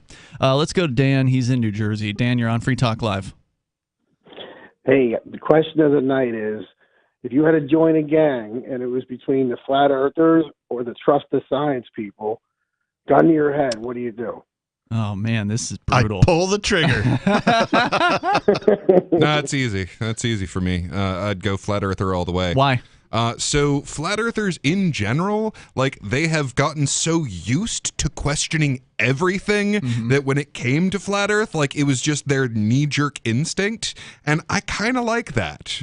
Like, I would rather someone who questions too much than someone who questions not enough. Who just trusts whatever everybody else tells them is the science, rather than question. Okay. That's persuasive. I'm going to go with you on that one, Peakless. Good point. Dan, what about you? Well, the one gang I think is the stupidest gang would be the thin blue line people that go to protest. And I'm thinking to myself, who do you think the people are going to stop this protest, you know? Indeed. Dan, thanks for the call tonight, man. I appreciate the question. We continue here. Sarah in New Mexico, you're on Free Talk Live. Yes. I just want to mention that, you know, my network company it used to go all the way to Russia. It's opened up to like 35 countries, and we still have Russian-speaking representatives that take orders, and it would actually go to, but we had customers signed up in Russia. Well, you know, now after this war and all the sanctions, like we're talking about, all the businesses are going to suffer, and we're going to suffer, you know? So I think that's going to be the end of it. Aren't you a communist? Yes. Does that mean that you are advocating for the workers to seize control of your network marketing company? Well, I mean, I'm just concerned with it. I kind of understand it, but my whole point was that remember we had the market open. we had trade with Russia. We had more business. Now our business is going to suffer because don't you think the business would be better if the workers violently seized control of the means of production? Well, the thing about it is that with this marketing, you the worker, the builder, the more customers you have under you, the more you get rewarded that way. Is Sarah actually saying that whatever business she's referring to, or networking company? Yeah, network marketing. That it would actually do better under a free market? She's not answering the question. She's just rambling about the way a network marketing company works. I'm asking you, Sarah, don't you, as a communist, believe that you should seize the means of production? I'm not talking about being a independent executive or an independent marketer or representative or whatever they call their little terminology for their persons who sign up for their service. I'm talking about seizing the actual factory, seizing the corporate headquarters. Shouldn't you be advocating for that rather than just going along to get along? Well, the thing is, it's a difference between what I want and the system that we got now. Right now, we got somewhat of a socialist system that you called about. Why aren't you trying to rile up the workers and get them to join you in a takeover? Or out there taking over it yourself? Well, yeah, but you got to have people, right? Well, the thing about it is that the reality right now is that I would support a completely state-owned. That'll be perfectly fine with me. But right now, I have to willing to accept the socialist system with a mixed economy. So you would like the state to, just to clarify, you would like the state to take over, to nationalize your network marketing company? Well, that'd be okay with me. That's Why? fine. Do you think it would work better?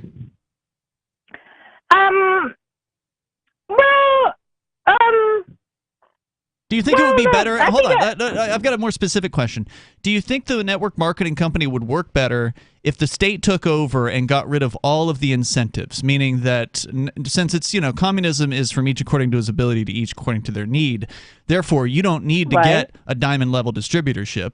You don't need to have a silver level or a gold level. You don't need to have the trip to the Bahamas. You don't need the airplane.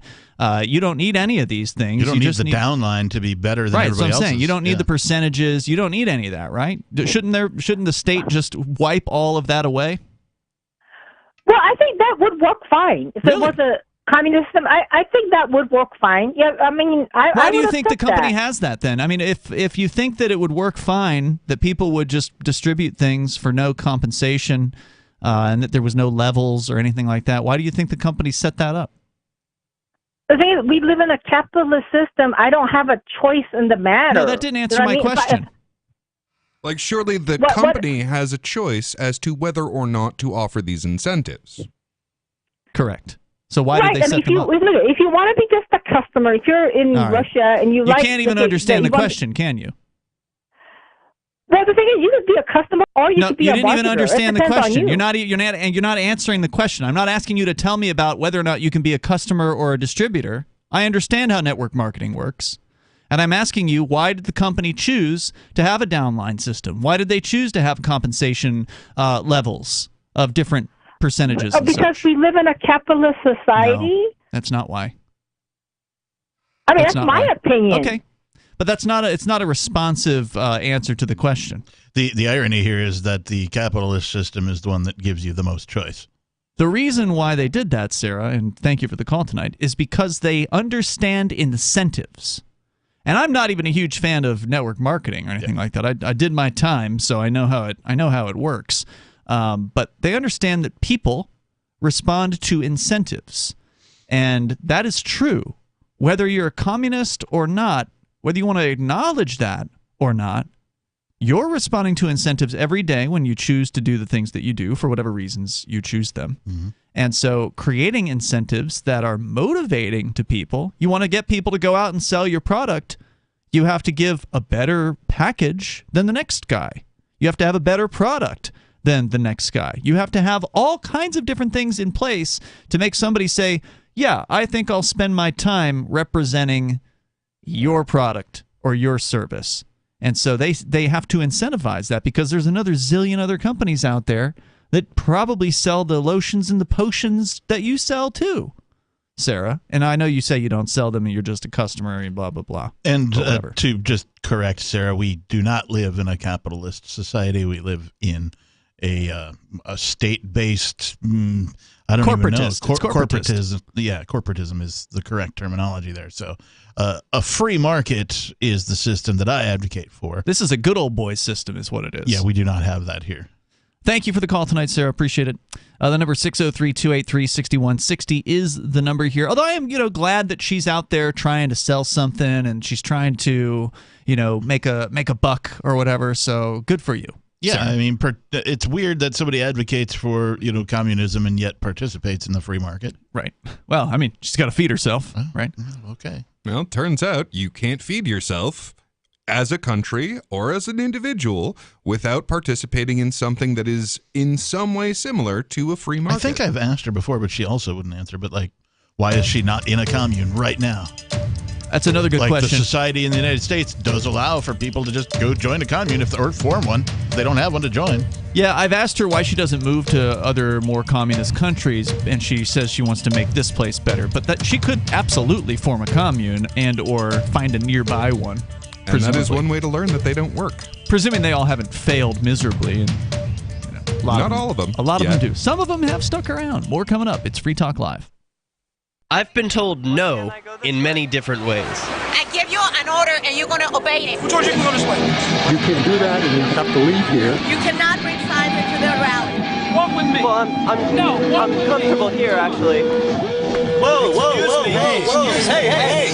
Who do you think you are? Excuse me. There is no video and audio allowed in this office. No, I have work today. You ain't going to make it. Wait a minute. Hey! Oh my God! Unbelievable! Why are you running from me? Because you scared me. What am I being detained for? You're being served. What is this? You're being served. What is this? Bureaucrats have a funny way of telling people no. That's the sound of the men working on the chain. Derek J's Victimless Crime Spree. Watch it for free and order the Director's Cut DVD at victimlesscrimespree.com.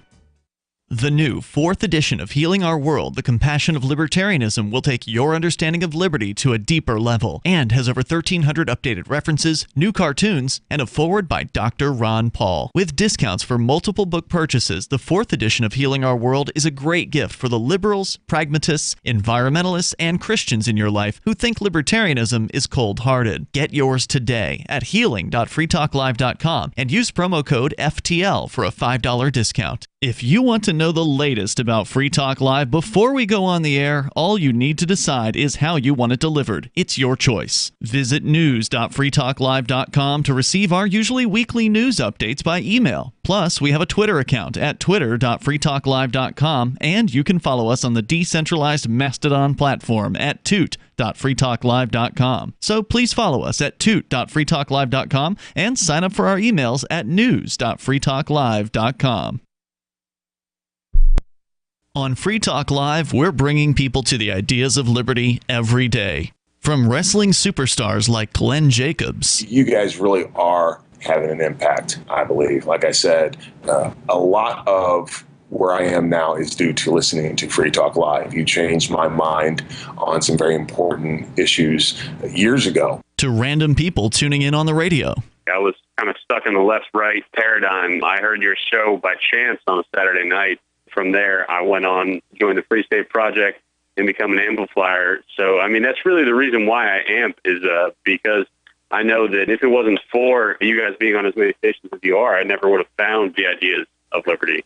You can help more people hear the message of liberty by joining Free Talk Live's AMPS program on Patreon for as little as $5 a month. And you'll get access to special perks. Visit amps.freetalklive.com, amps.freetalklive.com. There are lots of ways to listen to Free Talk Live. Our podcast has been around since podcasts began, and now the FTL feed is loaded with content besides our full show archives. Did you know that we make it easy for you to customize your podcast subscriptions? We have different feeds, one that includes only our full shows, one with just the Daily Digest, and our main feed that includes everything. You decide what you listen to. It's quick and easy to customize your feeds at feeds.freetalklive.com. That's feeds.freetalklive.com.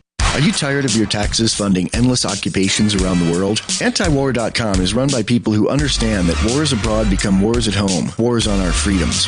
Antiwar.com is dedicated to bringing you the latest in news, views, interviews, and reviews from the top movers and shakers in the anti-occupation movement.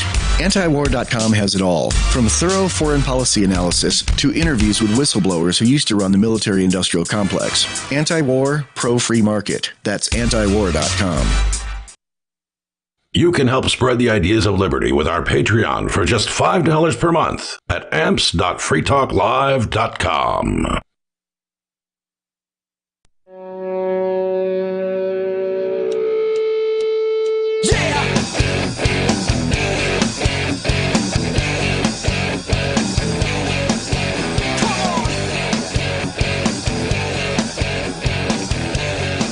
I say, come on. ShamWow? ShamWow.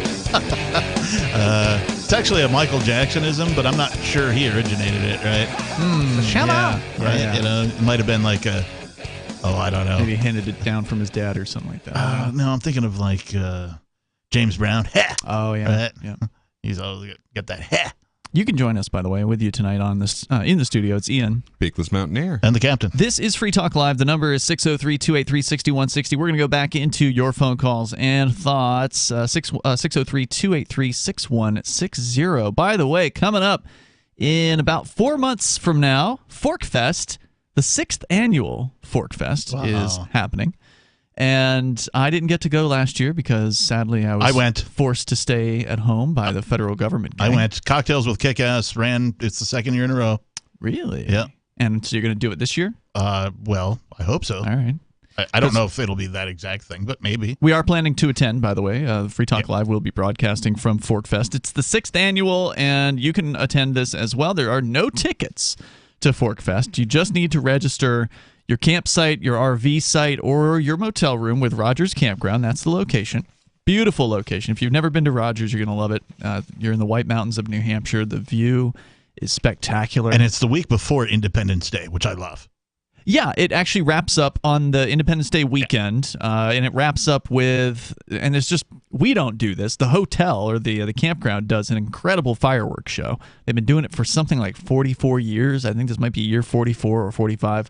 It's an amazing show. It's been the same guy who's done it the entire time. Like, he started in his 20s, early 20s, and now he's in his 60s. Wow. I wasn't aware of that. Yeah, I did an interview with him a couple of years ago. I do remember that. And it was pretty interesting. So you don't want to miss this. If you love freedom and you want to come up and check out New Hampshire and hang out for a week with freedom-loving folks, or if you can't stay for the whole week, just come up for the weekend. Head over to Rogers Campground's website. You can go to actually forkfest.party, and there's links to everything you need there. It's the unofficial website. It's June 27th through July 3rd, so mark your calendar now. And actually, better than just mark your calendar, get in touch with Rogers, lock in that campsite, lock in that RV site or motel room, and plan to attend Fork Fest. It's the week after the Porcupine Freedom Festival, which is a much larger festival that was a sellout last year and appears to be on track to sell out this year. So if you want to do both festivals, you better get your Pork Fest ticket like ASAP. Yeah. Because they are close to sellout. I don't know if they're going to even make it to like the beginning of March or the first weekend of March as far as ticket sales. Yeah, supposedly the camping sites are sold out. Already sold out, yeah. And you probably can find somebody to share a site with you at the Porcupine Freedom Festival, but you should talk to people about I heard that. tale somebody was trying to put up some sort of, like secondary kind of thing, or like on another campground or something? No. Like on the same camp, but like a website you can go to or a Telegram group or something where, like, if you needed lodging and somebody had something to share, you know, like you could network with other people to figure that out. But I haven't seen it. Somebody said that was forthcoming. So check out the Porcupine Freedom Festival, and then Fork Fest, again, June 27th through July 3rd, and then the Porcupine Freedom Festival is the week before that. We're going to go to your phone calls and thoughts. Olivia is on the line in Arizona. Olivia, you're on Free Talk Live. Hey, Ian, I wanted to ask you real quick. Yesterday you had read a really interesting article at the end of the day, and I think you said you were going to link it on toot.lrn.com, but I don't think we have a social media site, social.freetalklive.com is where you can go. Okay, Although the Toot address should take you there, but it won't take you to the Free Talk Live profile. That will take you to the LRN profile, which is different. Okay, because it hasn't been updated in a while, and I was like, oh, I really wanted to read that. Yeah. So my question tonight kind of relates to last night's question with regards to inflation. If the government can print as much money as they want, and they usually do, how come we still have to pay taxes? Great question. Short answer, because they'll shoot you.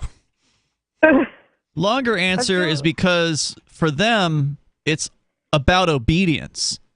They really love obedience. They really want people to do what they're told. And taxes, and you're making a great point, they don't need to do this. Yep. They can just print, and then that's how they can fund everything, and that ultimately is a hidden tax because when they print more money out, that is inflation, and it means that prices go up, and so they can pay all their bills with inflation if they want to, and then just debase the currency. And we know they do that anyway because we know the taxes don't actually collect enough in order to make up, what they spend. The amount that they collect in taxes is barely enough to make the interest payment on all of the money they've borrowed. That's a great point. Even make that at all. Yeah, it definitely punctures the myth that it is your tax dollars that run the government. Now that might have some degree of truth in other countries, but certainly in the country that has the world's reserve currency and they can absolutely print as much as they want without any real backlash, they don't need your tax dollars, but they do like to tax you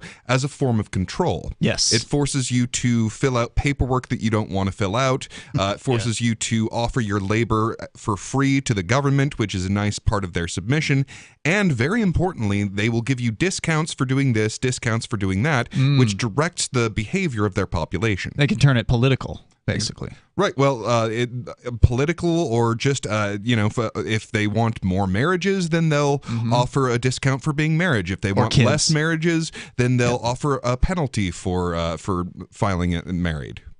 Things like that. Yeah, if they want you to have kids, then they'll offer a greater or lesser discount for having children. I wonder if they really wanted everybody to get vaccinated, they should have been like, if you get the vaccine, you don't have to pay taxes this year.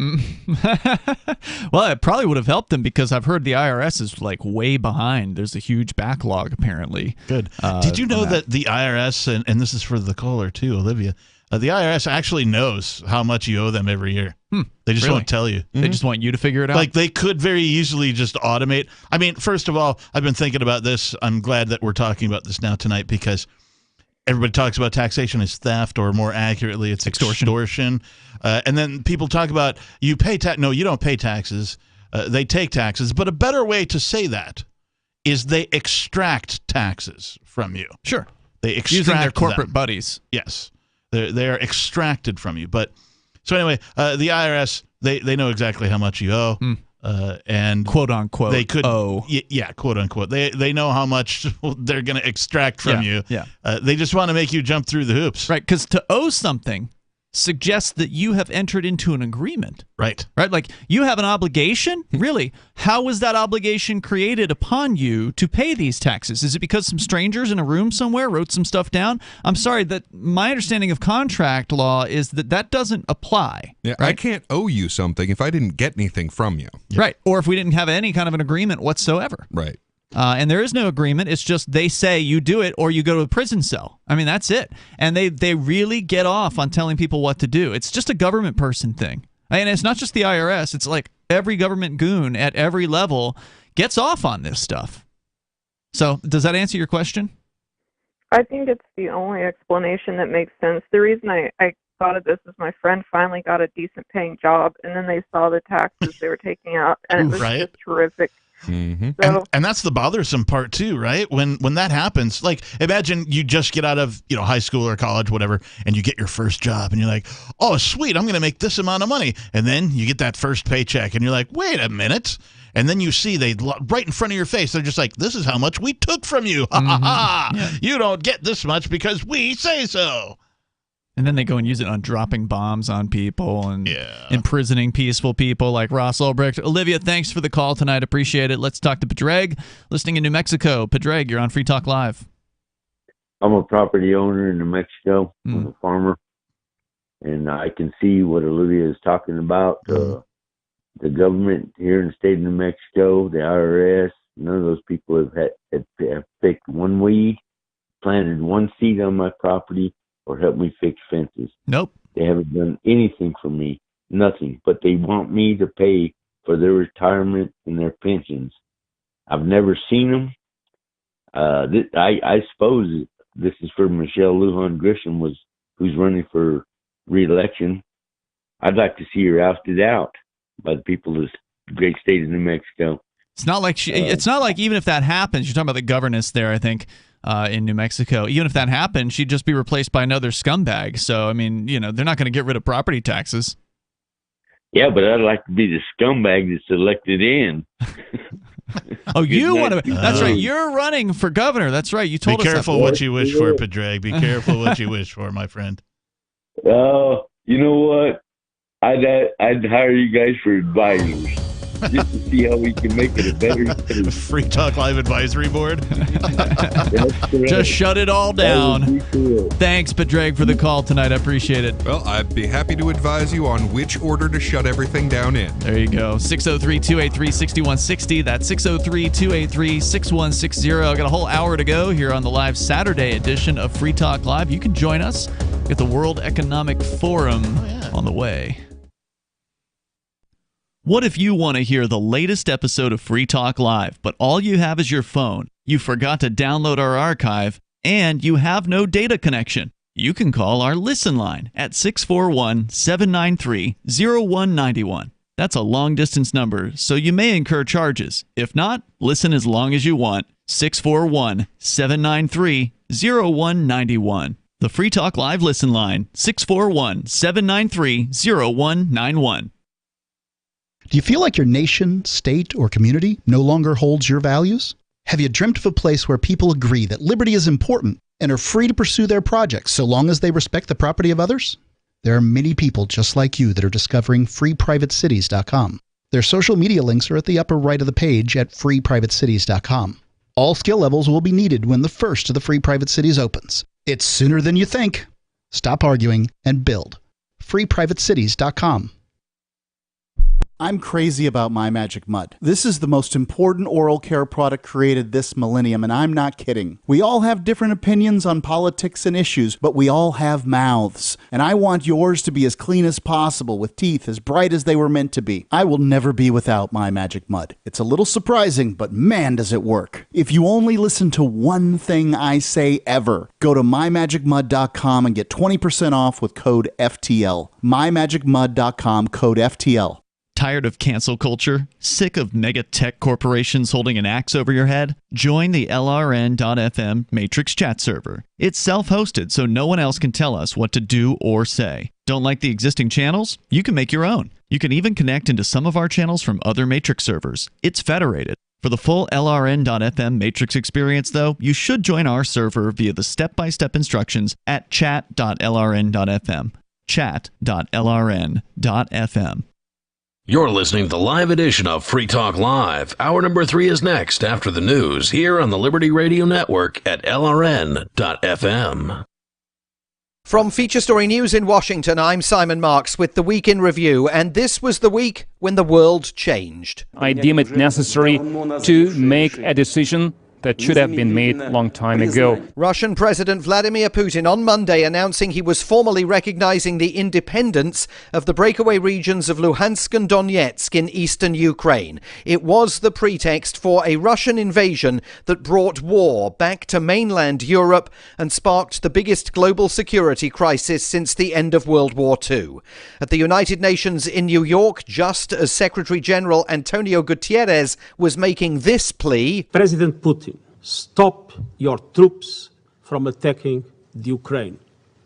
Give peace a chance. President Putin, in fact, launched the full-scale invasion of Ukraine by land, sea and air, and issued a stark warning to the US and its NATO allies. Whoever tries to hinder us or threatens our country and our people should know that Russia's response will be immediate, and it will lead to consequences like those you have never encountered in your history. Is he threatening a nuclear strike? I have no idea what he's threatening. President Biden at the White House on Thursday unveiled a raft of sanctions against Russian banks, industries, and individuals tied to the Kremlin. Putin is the aggressor. Putin chose this war. And now he and his country will bear the consequences. The US, the EU and the UK then imposed sanctions personally targeting Vladimir Putin and his foreign minister Sergei Lavrov. German Chancellor Olaf Scholz had led the way earlier in the week, freezing certification of the Nord Stream 2 pipeline. FSN's Trent Murray covered that from our Berlin bureau. This was an extremely surprising announcement by Chancellor Olaf Scholz. He was pulling the plug on Nord Stream 2, one of the most important energy projects this country has seen in decades. All week long, Ukrainian President Volodymyr Zelensky demanded more support, more military assistance, the imposition of a no-fly zone. On Thursday night, he warned Ukrainians they had been abandoned by the West. We are not afraid of anything, but now the fate of our country depends entirely on our army. We are left alone to defend our state. Who is ready to fight with us? Honestly, I see no one. Substantial anti-war protests in Moscow and St. Petersburg buoyed hopes that President Putin is facing growing opposition at home. But the United Nations warned 5 million Ukrainians could soon be on the move, seeking refuge unless Russia pulls its troops back. With hundreds of lives already lost, even that won't turn the clock back to the world of just 1 week ago. From bureaus worldwide, this is FSN. The Russian invasion of Ukraine had a big impact on the sporting and cultural worlds. Eurovision pulled Russian participation in its annual much-watched TV song contest. UEFA cancelled plans to host the Champions League final in Moscow. And Formula One pulled out of the Russian Grand Prix. Rob Harris is global sports writer for the Associated Press. This is a very swift decision from F1 because we've seen that one of the teams, Haas, has dropped its Russian sponsor from the car. So an all-white car for Haas. They're not going to feature the Russian sponsorship on the car at all at the moment. And the former world champion, Sebastian Vettel, had been leading those calls yesterday for the race to be dropped. And now F1's bosses have dropped it as he wanted. President Biden made history on Friday, nominating Judge Ketanji Brown Jackson for a soon-to-be vacant seat on the U.S. Supreme Court. If confirmed by the U.S. Senate, she'll be the first black woman Supreme Court justice. It was my father who started me on this path when I was a child. My father made the fateful decision to transition from his job as a public high school history teacher and go to law school. Some of my earliest memories are of him sitting at the kitchen table, reading his law books. I watched him study, and he became my first professional role model. And in the coming week, she will be heading to Capitol Hill to meet some of the senators whose backing she needs to win confirmation. We will be continuing our open-ended coverage of the crisis in Ukraine, with reporters there in Moscow, Hungary, Brussels, Berlin, London, Washington, at the UN in New York and points beyond. You'll hear their updates here and see them on major TV networks around the world. And that is the Week in Review from Feature Story News. Simon Marks reporting. The couple told reporters this week that they routinely urge their son Patrick to devote all of his time and resources to his improv comedy education.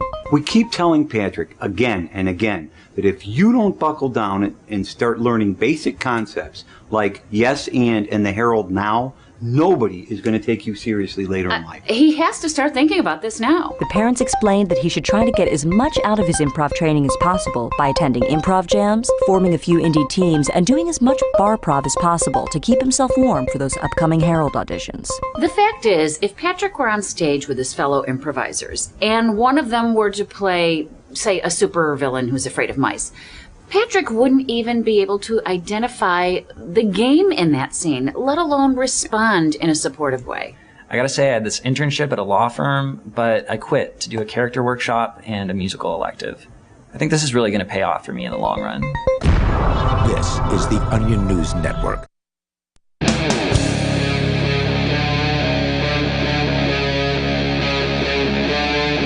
Free Talk Live. It's Free Talk Live, the #1 most rated radio show in existence, at least in the United States. Take the word most out of there. You got to say Free Talk Live, the #1 rated talk show host on the airwaves. Or talk show. In the studio tonight, it's Ian, Peakless Mountaineer, and the Reverend Captain Kickass, or the Irreverent, depending on my mood. We're going to claim that to be true until someone can prove it otherwise, because we don't know of any more rated shows than Free Talk Live. I believe Free Talk Live has been the most rated. Of all syndicated talk radio. Of all talk radio, perhaps. Perhaps even of all talk radio, period. I believe it. I believe Free Talk Live, the #1 rated radio station of all time. And we're still here, which is the really impressive part. That's right. All right, so it's Hour 3. It's the live Saturday show. The number 603-283-6160. We're going to go back to your phone calls. Captain, you want to talk about World Economic Forum nonsense on the way here. But first, we got Richard in New Mexico. Richard, you're on Free Talk Live. Yes, last night on our local TV station, they had a news segment on the Ukraine war. And they claimed that there was close to 1,000 Soviet casualties and only 194 Ukrainian deaths and 368 injuries, which I seem kind of far-fetched that the ratio should be that high because I'm a combat veteran from Vietnam. And we used to up the body count of North Vietnamese that we supposedly killed. So I find this count a little dubious from my own personal experience. Absolutely. Absolutely. There's no doubt that you cannot trust a single thing that any of these militaries or any of these, mainstream medias are saying about this conflict. That said, if there actually were a shooting war going on, which I have not yet seen any evidence of that, but if there actually was something like that going on, we would. It probably would be true that the Russians would lose more than the Ukrainians, simply because the Ukrainians are defending, a territory, and it's a lot harder to, to be the aggressor in those situations. And a quick note: I know this might sound a little nitpicky, but there are 0 Soviet casualties. just pointing that out real quick.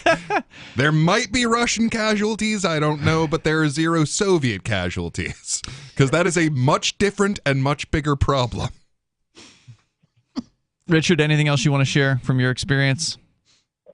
Well, no, on your call-in about a half hour ago, you were talking about the incentives and with the COVID virus stuff. And last June 13th here in New Mexico, they announced that for the next 4 days, people that got their COVID virus shot would get $100 payback from the state. So I signed up for it, and on June 17th, it was the last day, supposedly the last day of this incentive.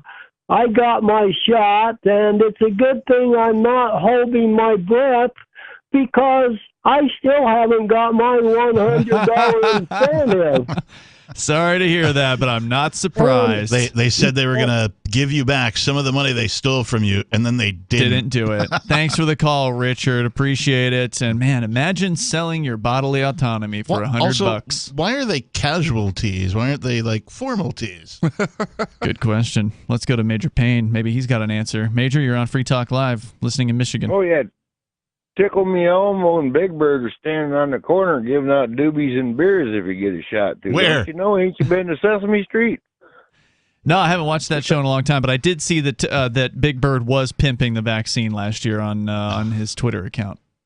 Yeah, they bought Tickle Me Elmo into it too. I called you guys in with a whole big reverb on it. Oh yeah, they've been pushing this thing on kids huge ever since the quote unquote emergency approval. You would think that Big Bird would only be involved with like the bird flu. That's coming back, I heard. Don't you remember when I called in? I was like, Big Bird. You call every night. Well, I know, but this was a good one. Sometimes several times a night. But they're all terrible. This one was good. Oh, most of them are good. You know I'm entertaining. Come on, quit dogging me. All right, what else you got tonight, Major? Well, I'm thinking about Germany, and they're finally deciding to send in Stinger missiles. And I'm sitting here in my own mind listening to the German parliament. Well, we have these munitions, and if we don't stop them here, we will have to fight, or if we don't stop them there, we will have to fight them here. So, by the time they might get here, we should probably be able to recompense our munitions and fill our reserves. So, should we not release these munitions? Aye, votes the council. Bang. It seems like I've been in courts. I'm an old soul, dude. It seems like I've been here before. Sounded familiar, huh? So you're saying, just to be clear, they're not launching the missiles. They're sending them in on trucks to Ukraine, to the government gang? Yep. Okay. And the latest reverb I've got is that the Russians are trying to cut off the seaports, so whatever we might be able to send in shy of airlifts is going to be negative. Well, supposedly there was an image yesterday that NATO trucks are coming in with quote-unquote supplies as well. Supplies! So we'll see how that goes. Major, thanks for the call tonight. And the number here... And I figured out why they call them casualties. Oh. It's when the formalities cease that the casualties begin. Oh. 603-283-6160. That's 603-283-6160. What's the World Economic Forum have to say? I'll tell you in a minute. We own you. Because you will be happy owning nothing because of our brain chips. I just wanted to, point out some political gibberish first before we get to the Economic Forum. This is... Is this the quote of the day? This is the quote of the day. Politician quote of the day? So, reporter, will sanctions deter Putin? Kamala Harris replied. Supposedly, this is an actual quote. Okay. Within the context, then, of the fact that window is still opening, although it is absolutely narrowing, but within the context of a diplomatic path still being open. Yeah, that's not an answer. Or a sentence. No. There's nothing correct. That's Kamala Harris and not Joe Biden. Who's taking lessons from whom? Yeah. Wow. Like, that is death-defying word salad. Well, at least we know it's going to be a smooth transition when she takes power. Yeah. That's brutal. So, yeah. Actual quote? Wow. Supposedly. All right. I cannot confirm nor deny. Amazing. The World Economic Forum pushes, this is from February 22nd, this is off reclaimthenet.org. World Economic Forum pushes digital ID system that will determine access to services. The digital ID system proposes monitoring online behavior, purchases, biometrics, and more. Oh, boy. I know. This sounds like a Ginsu But wait, commercial. there's more. But wait, there's more. The World Economic Forum, an international organization that works to shape global regional industry agendas, recently published its latest dystopian proposal, a far-reaching digital ID system that will collect as much data as possible on individuals and then use this data to determine their level of access to various services. This digital ID proposal is outlined in a report titled Advancing Digital Agency, the Power of Data Intermediaries, and builds upon a digital ID framework that the World Economic Forum has published previously. By the way, speaking of the digital ID, I don't know if you guys saw the headlines that there's apparently one in the United States now, and something like 20 states, including some of the red states, have signed on for this vaccine passport. It's like a health pass kind of thing.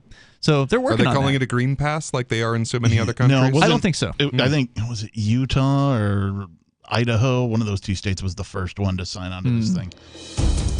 Yeah, so they're working on that right now. Lots of things that the FCC will not allow me to say is what I have to say about that. So there's more to say about this. Yeah, we're going to get into it coming up here. More from the evil World Economic Forum. You can share your thoughts on them as well. The number is 603-283-6160. That's 603-283-6160. When mega corporate heads and mega politicians get together, it isn't going to be good for freedom or good for you. There are basically two types of advertising, direct response and branding. Radio's great for direct response with its low cost to listener ratio, but audio can't be beat for branding, which is a longer-term endeavor. You want to be the first thing that someone thinks of when they think about your product or service. If you have a local business that you want kept top of mind in your community, call the station. If you need national reach, Free Talk Live's got around 200 radio stations, millions of monthly listening sessions, can suit all budgets, and if we don't think we're right for you, we'll tell you. Email me, mark@freetalklive.com.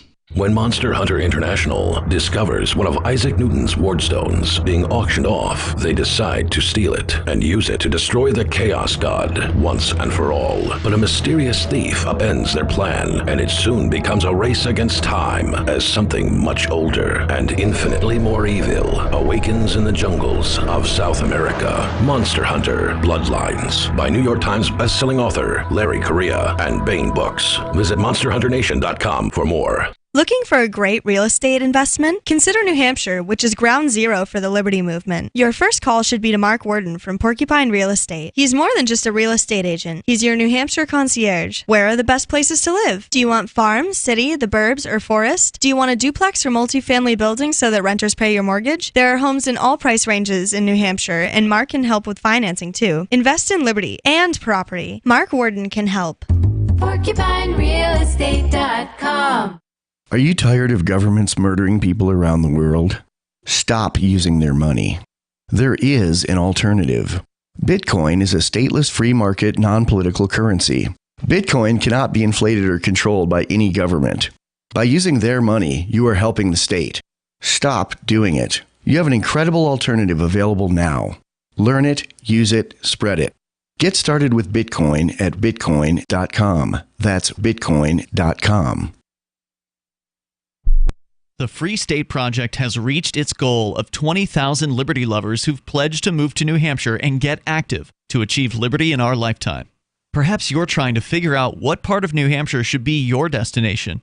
If so, consider Keene. You'll find more than 150 reasons to move to Keene at move.freekeene.com. Keene is famous for its historic, publicity-generating activism, as well as being the liberty media capital of the world. It's home to freekeene.com, New Hampshire's destination for liberty activism, news, and opinion. For years, we've been compiling over 150 reasons to move to Keene at move.freekeene.com, where you'll learn about some of what's happening here and what makes Keene a great place to live. If you love liberty, you'll probably enjoy anywhere you end up in the Shire. But do your due diligence first. Please visit move.freekeene.com for the full list of over 150 reasons to move to Keene. That's move.freekeene.com. If you want to know the latest about Free Talk Live before we go on the air, all you need to decide is how you want it delivered. It's your choice. Visit news.freetalklive.com to receive our usually weekly news updates by email. Plus, we have a Twitter account at twitter.freetalklive.com, and you can follow us on the decentralized Mastodon platform at toot.freetalklive.com. So please follow us at toot.freetalklive.com and sign up for our emails at news.freetalklive.com. So you've signed the Shire Society Declaration and are planning your move to New Hampshire to be around more liberty-oriented people. Next, sign up for the Shire Society Forum at forum.shiresociety.com. There are a bunch of people there who are already in the Shire, and they want to meet you. If you're already in the Shire physically, you should also come by the forums. Remember, not everyone uses Facebook. New people are signing up for the Shire Society Forum every month, so drop in and say hello at forum.shiresociety.com.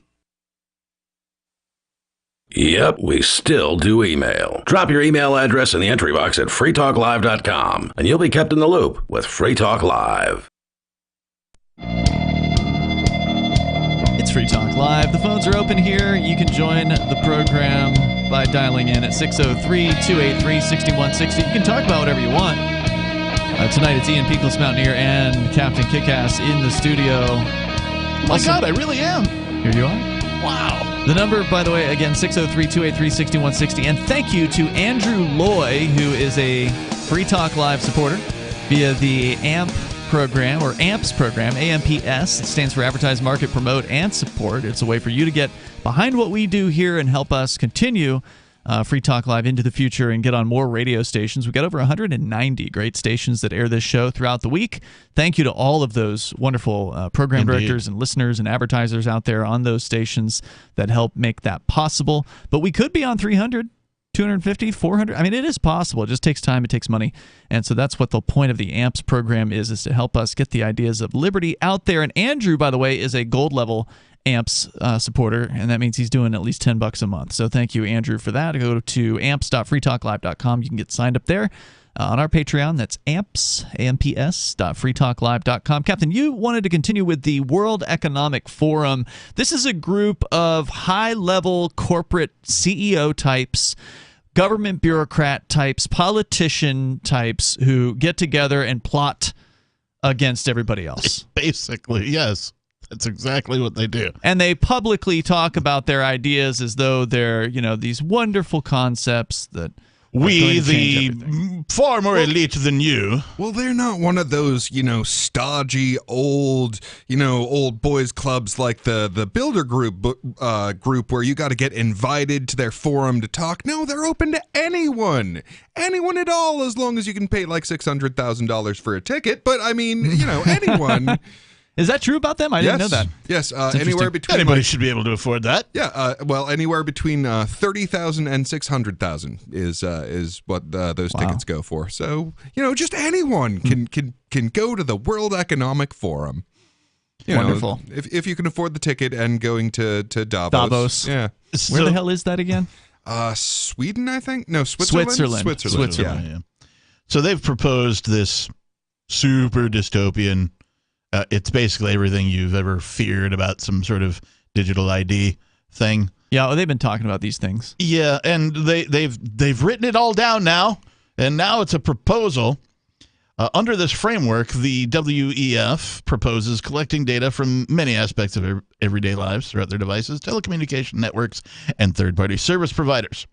The WEF suggests that this data collection dragnet would allow a digital ID to scoop up data on people's online behavior, purchase history, network usage, credit history, biometrics, names, national identity numbers, medical history, travel history, social accounts. None of which would ever be used accounts, to oppress anyone. Bank accounts, of course not. Energy usage, health stats, education, and more. Now, how much would you pay?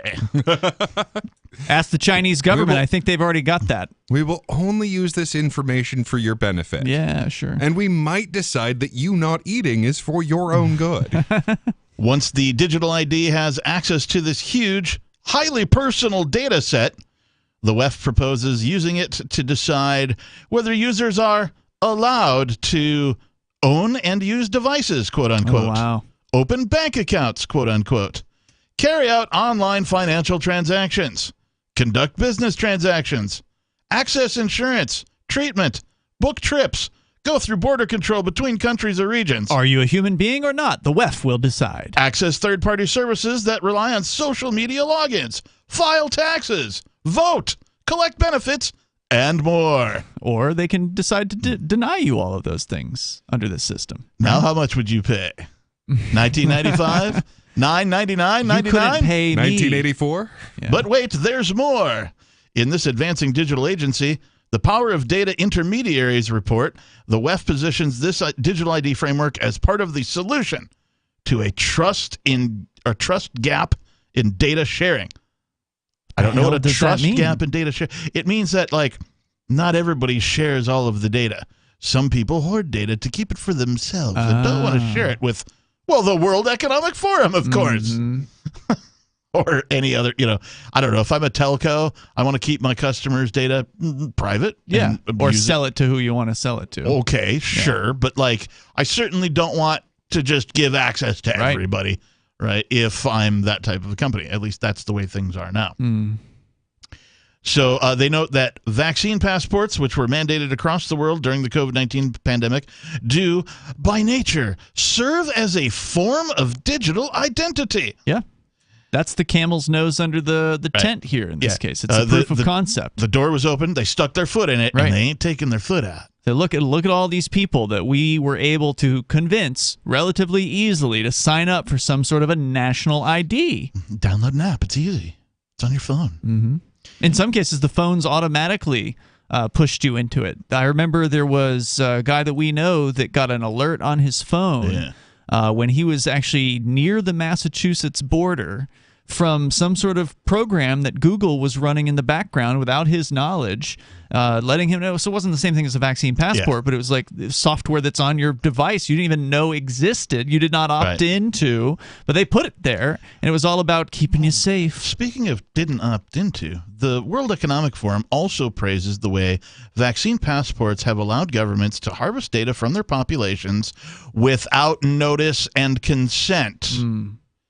Quote, at a collective level, vaccine data is an incredible public health asset.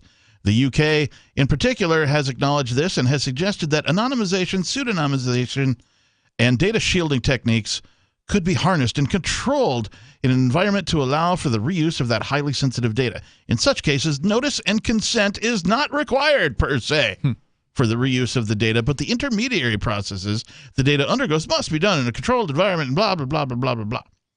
Additionally, the WEF provides a specific example of how digital IDs could be used to authenticate a user by using fingerprints, a password, or identity verification technology, and decide whether they should be granted access to a bank loan by judging their profile, which may include biometrics. Did you name, see the national identity? Did you see the video of the banking chief guy in Canada talking about how the banking system is going to roll out some sort of national ID, some kind of digital ID passport? Did you guys see that video? Wait, sounds like they've been hanging out with the WEF. He's like he's not a government bureaucrat per se. He's like the head of the banking association, basically. So the industry representative, if you will. There's a whole video that came out last week where he just gushes about how, we're trusted banks, and there's no one better than the banks of Canada to create a digital ID for the people of Canada, and we're going to do this. And it's like this big puff piece.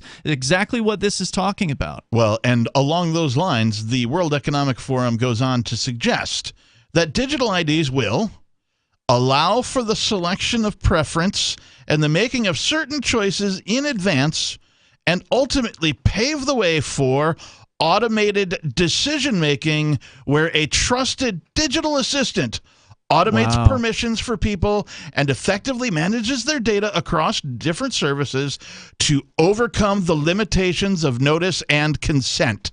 Wow. To overcome the limitations of notice and consent. And just basically saying that an automated system will make all of the decisions about what you can and cannot do based on social credit score. We're limited by having to let you know what we're doing, let alone asking you. And we've decided not to be limited by that. And limited by having a human being make a decision. Not that I would support that, but now they're just saying it's going to be a machine that decides all the things that you get to do or Congratulations. Don't do. More coming up. This is Michael Dean from the Freedom Fiends. I've run websites since 1996 and have used over a dozen web hosts in that time. AgristHosting.com is the only one that hasn't broken my heart. Agrist Hosting's uptime and service is stellar, and their DDoS mitigation is the best I've seen. That's important because if you tell the truth in this world, you'll ruffle feathers. And some people will try dirty tricks to silence your voice. No matter what the haters hit us with, Agrist Hosting keeps our websites online. If you have a mission-critical commercial presence or a world-changing activism site, you cannot tolerate any skullduggery. So go with AgristHosting.com. Have a WordPress or blog site, but you're not satisfied with performance or uptime? Or just want raw hosting? Want to pay with Bitcoin? Agrist Hosting specializes in high-performance hosting with personalized service. Go to AgristHosting.com and click on the button that says Get Hosted. That's AgristHosting.com. From Feature Story News in Washington, I'm Simon Marks with the Week in Review, and this was the week when the world changed. I deem it necessary to make a decision that should have been made a long time ago. Russian President Vladimir Putin on Monday announcing he was formally recognizing the independence of the breakaway regions of Luhansk and Donetsk in eastern Ukraine. It was the pretext for a Russian invasion that brought war back to mainland Europe and sparked the biggest global security crisis since the end of World War II.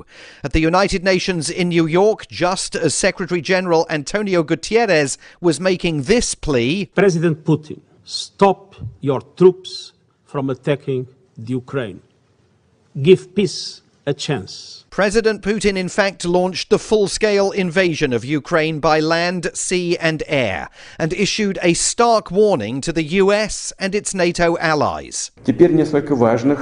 Whoever tries to hinder us or threatens our country and our people should know that Russia's response will be immediate, and it will lead to consequences like those you have never encountered in your history. Is he threatening a nuclear strike?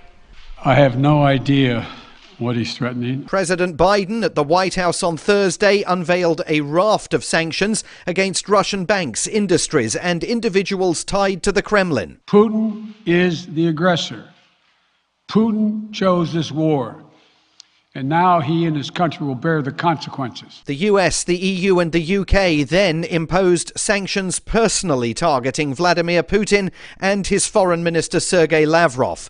German Chancellor Olaf Scholz had led the way earlier in the week, freezing certification of the Nord Stream 2 pipeline. FSN's Trent Murray covered that from our Berlin bureau. This was an extremely surprising announcement by Chancellor Olaf Scholz. He was pulling the plug on Nord Stream 2, one of the most important energy projects this country has seen in decades. All week long, Ukrainian President Volodymyr Zelensky demanded more support, more military assistance, the imposition of a no-fly zone. On Thursday night, he warned Ukrainians they had been abandoned by the West. We are not afraid of anything, but now the fate of our country depends entirely on our army. We are left alone to defend our state. Who is ready to fight with us? Honestly, I see no one. Substantial anti-war protests in Moscow and St. Petersburg buoyed hopes that President Putin is facing growing opposition at home. But the United Nations warned 5 million Ukrainians could soon be on the move, seeking refuge unless Russia pulls its troops back. With hundreds of lives already lost, even that won't turn the clock back to the world of just 1 week ago. From bureaus worldwide, this is FSN. Got Telegram? You can follow our channel there and discuss show prep with other listeners at telegram.freetalklive.com.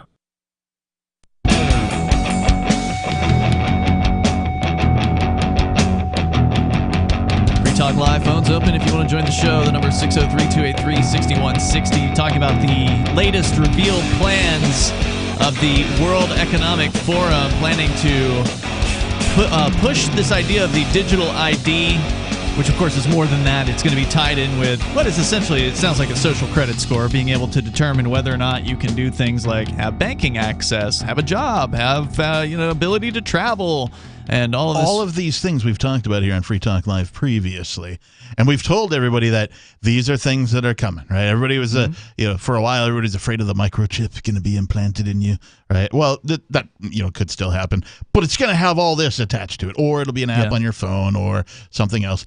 But the real kicker here is the part where they want to do all of this without informing you or gaining your actual consent. That's the real kicker. And I want to read this paragraph again.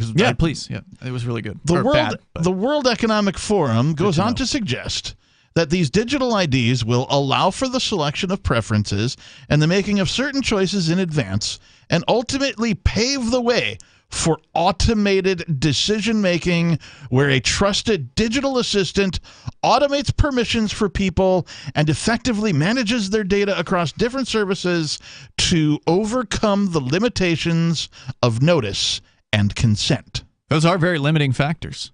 For someone them, might say no. Yeah. And it mentioned at the very beginning of that paragraph about decision would be made in advance. And that's referring to them deciding for you what you can and can't do. Without telling you or asking your permission. So if you don't mind my just like 2 seconds of tinfoil hatting here for a second. So remember when we were talking about self-assembling nanoparticles? Yes. And some of those injections? So if you combine that sort of a concept with the, well, we just don't want to be limited by your consent or, having to inform you. Right. And okay, that is one way to end up with brain chips. Just saying. And I mean, we absolutely know for a fact that they're interested in brain chip technologies, that they've figured out how to make these brain chips so that you can just walk around having an orgasm all day instead of thinking about the fact that you don't own anything. So, Sounds like Brave New World. I mean, I struggle to think of any of hardly any of the conspiracy theories that I've heard over the last, say, 20 years that didn't end up coming true. So, yeah. We're going to come back to this. I want to go to your calls and thoughts. James in Miami, you're on Free Talk Live. Go ahead, James. Oh, hi, Ian. It's me, James from Miami, man. Hey, James. Hey, what's on your mind? Real quick, man. Real quick. The thing is, I know you've been out for quite a while. I'm sorry that I didn't call. I haven't had the time. I just want to say that I'm glad that you're back on the radio. You weren't Mr. Nobody, you know. But, hey, I just want to say something real quick, man. I got real upset. Because the thing is, I don't call because I like to hear the news that you guys put out. But I was so upset. I wanted to call because I got upset at this guy that always calls defending the Democrats. Let's not say names. I think you guys know who it is. And he just offended one of you guys here, and that's why I'm upset. And I need to call because I want to know if you guys know about the crimes of Fauci. Oh, yeah, absolutely. This guy is absolutely a criminal, a medical criminal. We call him Fauci. We call the injection the Fauci ouchie. There's many other things we ridicule him about. I call him Fauci the fraud, you know. But, yeah, the guy's a fraud. But here's the thing. You heard about those black kids that he killed in New York City or something? I feel like I might have heard something about that. What about it? Yeah, the thing is, I went to look it up on Google, but it's like really hard. Well, kind of hard. So I had to use the DuckDuckGo. Mm-hmm. And something about the NIH was because of some black kids that they were poor and they were called HIV something. And because of that was reason enough for him to take them over legally and inject them with whatever garbage it was. So they ended up dying. And there was like a grave that they found some graves that they were like unmarked or something on some cemetery, I think somewhere up in New York State. I was hoping that you guys would know about that, because if you could know, I would appreciate it if someone could remind that guy when he calls next time, saying that you guys should not be calling him a mass murderer, if you know what I mean. Yeah, you're referring to Jerome, I think, the gentleman who calls in from South Carolina. And yeah, I see what you're saying. If we could find that, if we could find evidence for him that that Fauci has executed young black men, that maybe he would pay attention. But sadly, I don't think that would matter to Jerome. He just wouldn't believe it. Oh, these were little kids.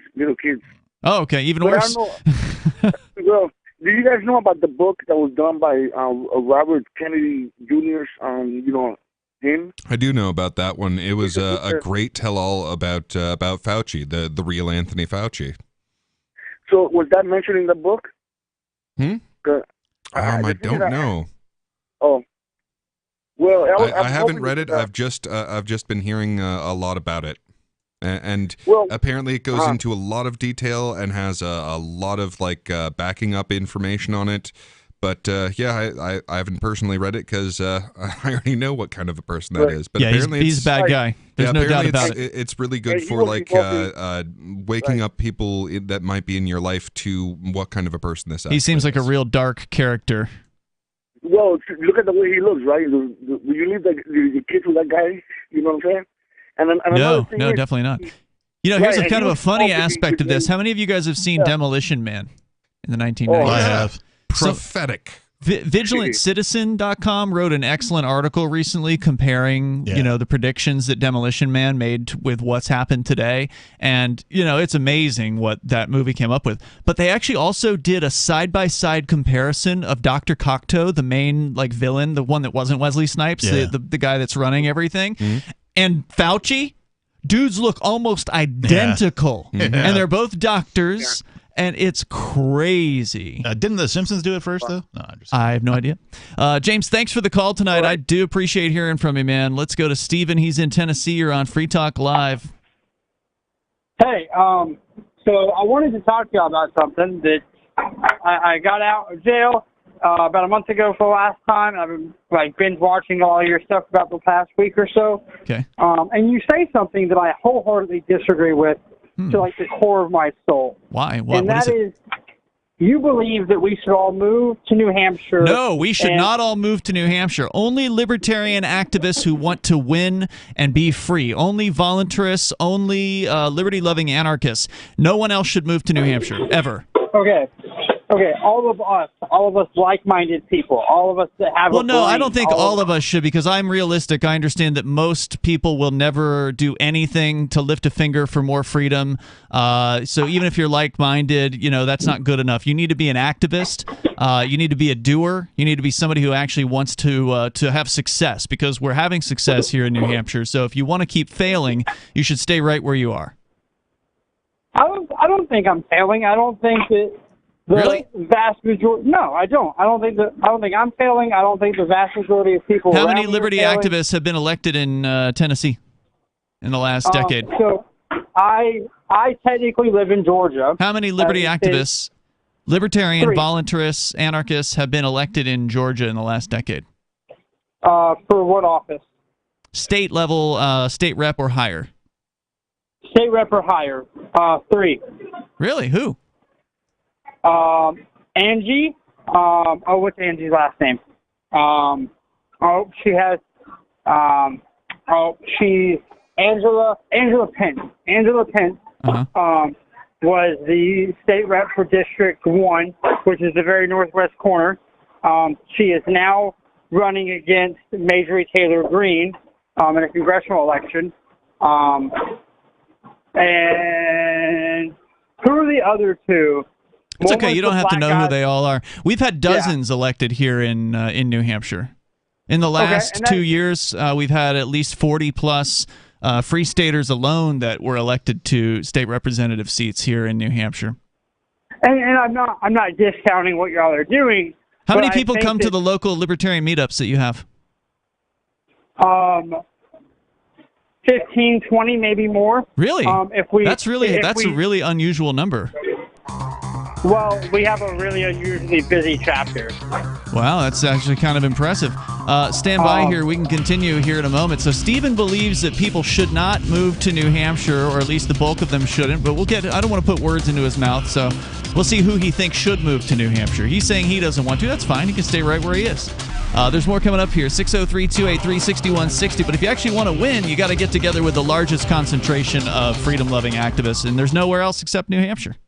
We have some good news. The indictments against Ross Ulbricht in the District of Maryland were dismissed with prejudice, meaning they can never be refiled. This is especially good because those indictments contain the only charge ever made that Ross engaged in murder for hire. This was a serious allegation that Ross Ulbricht denies. It was never prosecuted or ruled on by a jury, but was trumpeted by the federal government and the media as if it were proven fact. The Maryland court held these indictments for almost 5 years, poisoning Ross's case and leaving him under a cloud of unproven allegations.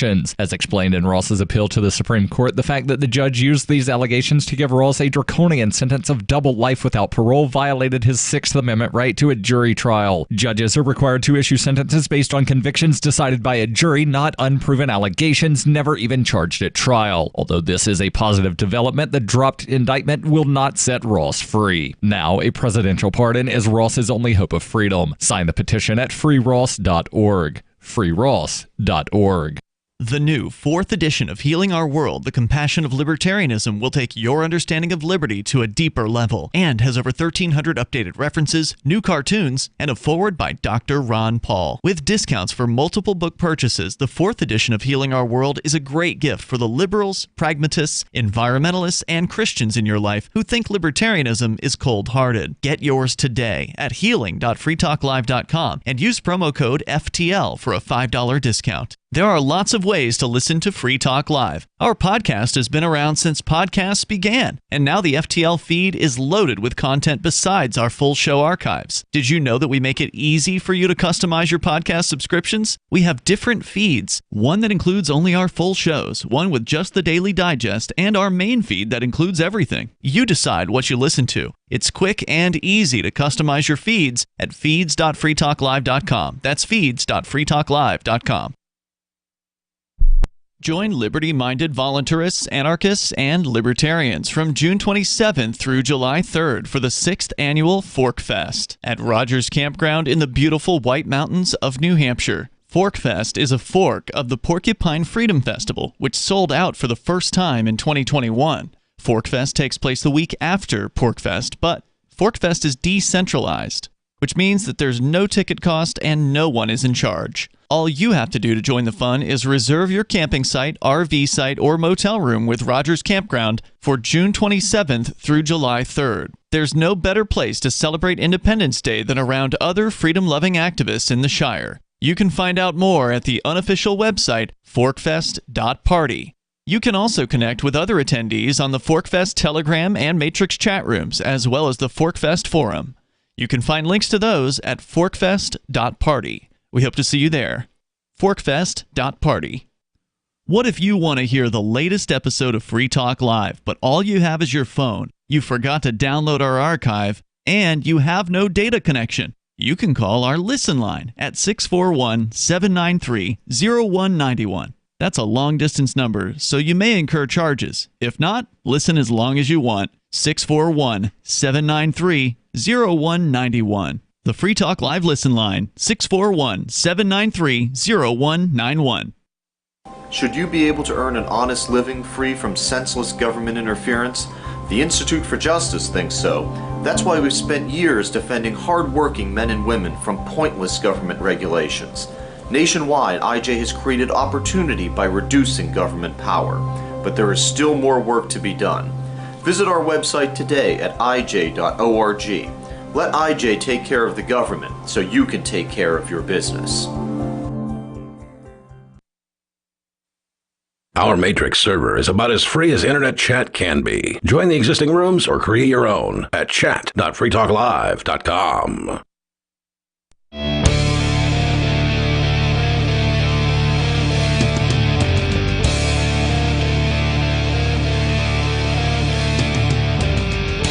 This is Free Talk Live. You can join us here. The number is 603-283-6160. That's 603-283-6160. Here tonight, it's Ian, Beakless Mountaineer, and the Captain. Join us online anytime at freetalklive.com. And yes, we do have our own social media website. It's social.freetalklive.com. It is run by us. We run the server. There's not some big tech corporation that is deciding what you get to post there. You decide for yourself. Over at social.freetalklive.com. I want to go back to Stephen in Tennessee. He says he's been listening after he got out of jail recently, and he vehemently disagrees that libertarian activists should move to New Hampshire. And I just want to hear why you think that's a bad plan. Go right ahead. So I have two issues with every libertarian activist moving to New Hampshire. And we didn't say every libertarian activist, because we understand that most of them are never going to move anywhere. We just want the best ones. Okay, I have an issue with having a high concentration of activists in one location. Why? What is that issue? Two issues. One, it doesn't normalize our viewpoints on a national level, right? Like you'll have. Why should we care about that? We're going to secede. I mean, if your plan is to secede, like that's one thing. But if your plan is to, that's the plan. If your plan is to end coercion and to make humanity. To make the world a better place for humanity, then I think you're shooting yourself. That's ridiculous to believe that you're going to be able to change the world by doing local activism. I think that the best thing you can do to change the world is set an example. So I can't control what goes on in Ukraine. I can't control what goes on in North Korea. I can't control what goes on in Canada or wherever. But if we can have a free place, a place that is a true shining beacon of liberty, maybe that will influence other people to follow our lead. So I don't give a flip what happens in the rest of the country. I don't care what happens anywhere outside of New Hampshire, because we are intending, and I can't speak for everybody here, right? Like not everybody's in favor of secession, but almost everyone I know is in favor of secession. So yeah, so your first objection doesn't make any sense to me, but what else? So, okay, let's back up for a second. Does the Free State Project webpage, does the Free State Project intention include secession? No, the Free State Project is a movement to encourage libertarian or voluntarists or liberty-loving activists to migrate to New Hampshire, and then what those people do when they get here is completely up to them. There's no central control. The Free State Project doesn't vote on what you have to do or tell you what to do. That's the end of it. They just encourage people to move. I want to hear your other problem with it. Like, what's your other critique on this plan? My other problem, I'm aware this might sound petty, but it's the viewpoint that other people are going to form. And I think that makes it harder for us to connect with them and to once again win people over. What viewpoint? Right? Okay, so I'll put it to you this way.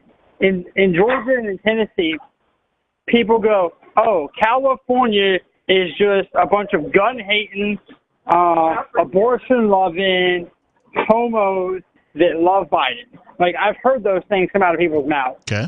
And when you go to California, they go, oh, Texas, those crazy school shooting loving people. What have they right? said about New Hampshire? Well, what's going to be said about New Hampshire, if this continues, is all libertarians want is to have the ability to say fuck you to everybody. Oh my God, you can't say that on the radio. And you know, he cursed earlier this week, so he should have known better than that.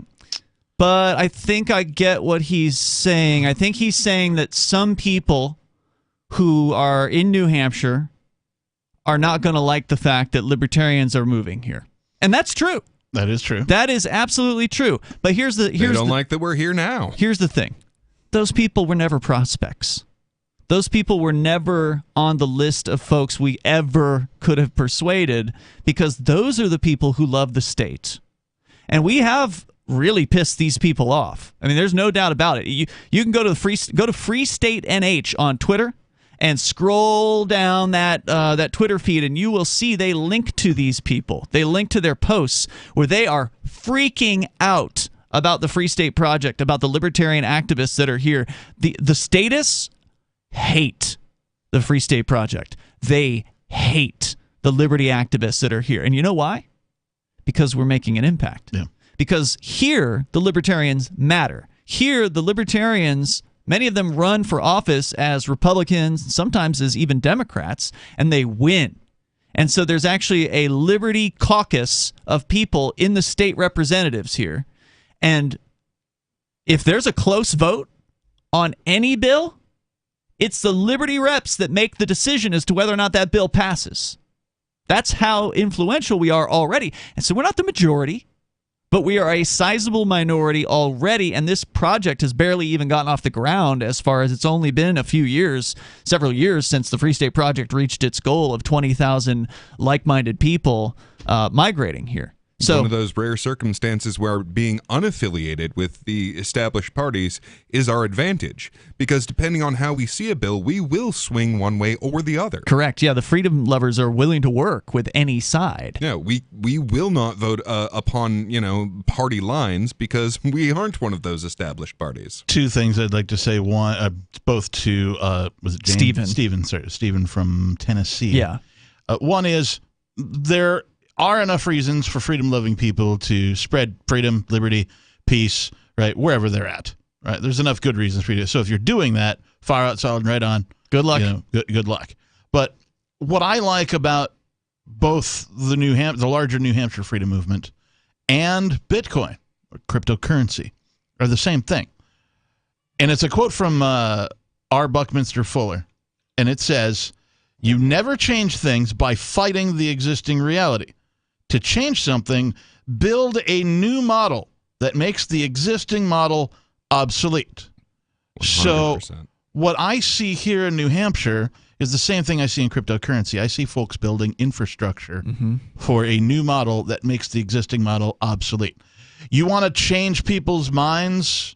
I'm talking specifically to the caller. You want to change people's minds? Show them how it's done. There's only one place you can do that I'm aware of, and that's here.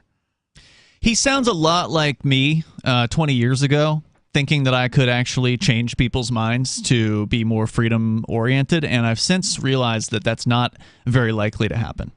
Most people do want to be told what to do, it seems like. However, there are a certain amount of people out there that are of that sort of live free or die mentality. And the New Hampshire general population has that mentality. This isn't California. No. This isn't New York State. There is a very Granite State, tough, independent mindset up here. And so we don't have to change those people's minds. But Jeremy Kauffman makes an excellent point about this. They've got a cool show they're doing on Monday nights now called Free State Live. And he makes this point that most people just want to go along to get along. Yeah, they do. And whatever we think about that, that's the reality. So if we have enough freedom-loving people, enough principled people like us in the same place. We become a louder voice. We become an influence over the system, over things, over media, over popular opinion. And so those go along to get alongs, well, they've been going along to get along with the Republicans and Democrats for a long time. But if the libertarians become this voice, and we're becoming a real influence in the entire state of New Hampshire now, those go along to get alongs are going to say things like, you know what, I've always agreed with those libertarians. I heard what they said the other day at that hearing or whatever, and I like what they had to say. Mm-hmm. And the fact is, that's reality. It's all about numbers. And if you don't want to join it, that's fine. You can continue struggling with your 15 activists in Northwest Georgia or wherever it is you happen to be. I know what it's like. I'm from the South. I had my 15 people coming to freedom meetings or whatever. We never got anywhere. Well, and so the two critiques, like the first one, okay, if you are aiming at changing the entire country into a libertarian country, it's a plan to fail. Well, I agree completely. Yeah. Like that is not a reasonable plan. But if that was your plan, then yeah, this isn't the way to do it. I don't think that's a reasonable plan, so let's plan for reasonable things instead. But for the other one, I actually like the idea of no, let's get a reputation as those crazy libertarians. I mean, they're defending their pot fields with machine guns. I mean, great. The fact is that runs those people out of here. Right. There are examples of leftist, statist activists who have left this place and gone to Vermont and Massachusetts. Yeah, I want us to have a reputation that runs off Democrats and Republicans. Absolutely. That sounds wonderful. This is the libertarian homeland, and it's just a fact. And it's going to become more and more of an undeniable fact. New Hampshire is the #1 most free state, according to the Fraser Institute study and according to the Freedom in the 50 States study. And it's going to become #1 by a mile. And Florida and the rest of them, they're not going to be ever be able to catch up. The more people that move here who are willing to actually do the work of freedom. To those who have freedom, more will be given. We got more tomorrow night. If you didn't get on tonight, we got almost full phones here at the end of the show. If you didn't get on, call tomorrow and call earlier in the show. We'll see you then. Tired of cancel culture? Sick of mega tech corporations holding an axe over your head? Join the LRN.FM Matrix chat server. It's self-hosted, so no one else can tell us what to do or say. Don't like the existing channels? You can make your own. You can even connect into some of our channels from other Matrix servers. It's federated. For the full LRN.FM Matrix experience, though, you should join our server via the step-by-step instructions at chat.lrn.fm. Chat.lrn.fm.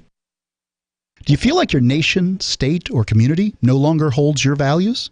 Have you dreamt of a place where people agree that liberty is important and are free to pursue their projects so long as they respect the property of others? There are many people just like you that are discovering freeprivatecities.com. Their social media links are at the upper right of the page at freeprivatecities.com. All skill levels will be needed when the first of the Free Private Cities opens. It's sooner than you think. Stop arguing and build. freeprivatecities.com.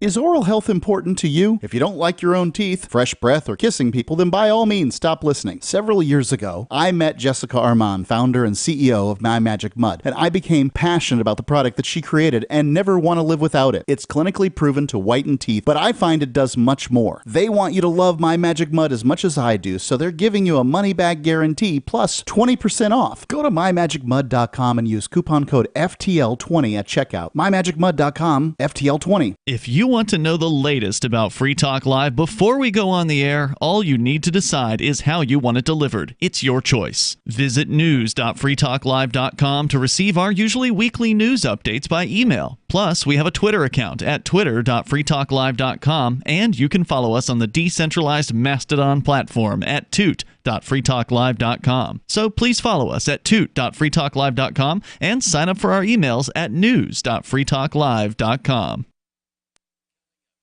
This is the Liberty Radio Network, broadcasting the latest liberty-oriented audio content 24 hours a day at LRN.FM. From Feature Story News in Washington, I'm Simon Marks with the Week in Review, and this was the week when the world changed. I deem it necessary to make a decision that should have been made a long time ago. Russian President Vladimir Putin on Monday announcing he was formally recognizing the independence of the breakaway regions of Luhansk and Donetsk in eastern Ukraine. It was the pretext for a Russian invasion that brought war back to mainland Europe and sparked the biggest global security crisis since the end of World War II. At the United Nations in New York, just as Secretary General Antonio Guterres was making this plea, President Putin, stop your troops from attacking the Ukraine. Give peace a chance. President Putin, in fact, launched the full-scale invasion of Ukraine by land, sea and air, and issued a stark warning to the US and its NATO allies. Whoever tries to hinder us or threatens our country and our people should know that Russia's response will be immediate, and it will lead to consequences like those you have never encountered in your history. Is he threatening a nuclear strike? I have no idea what he's threatening. President Biden at the White House on Thursday unveiled a raft of sanctions against Russian banks, industries and individuals tied to the Kremlin. Putin is the aggressor.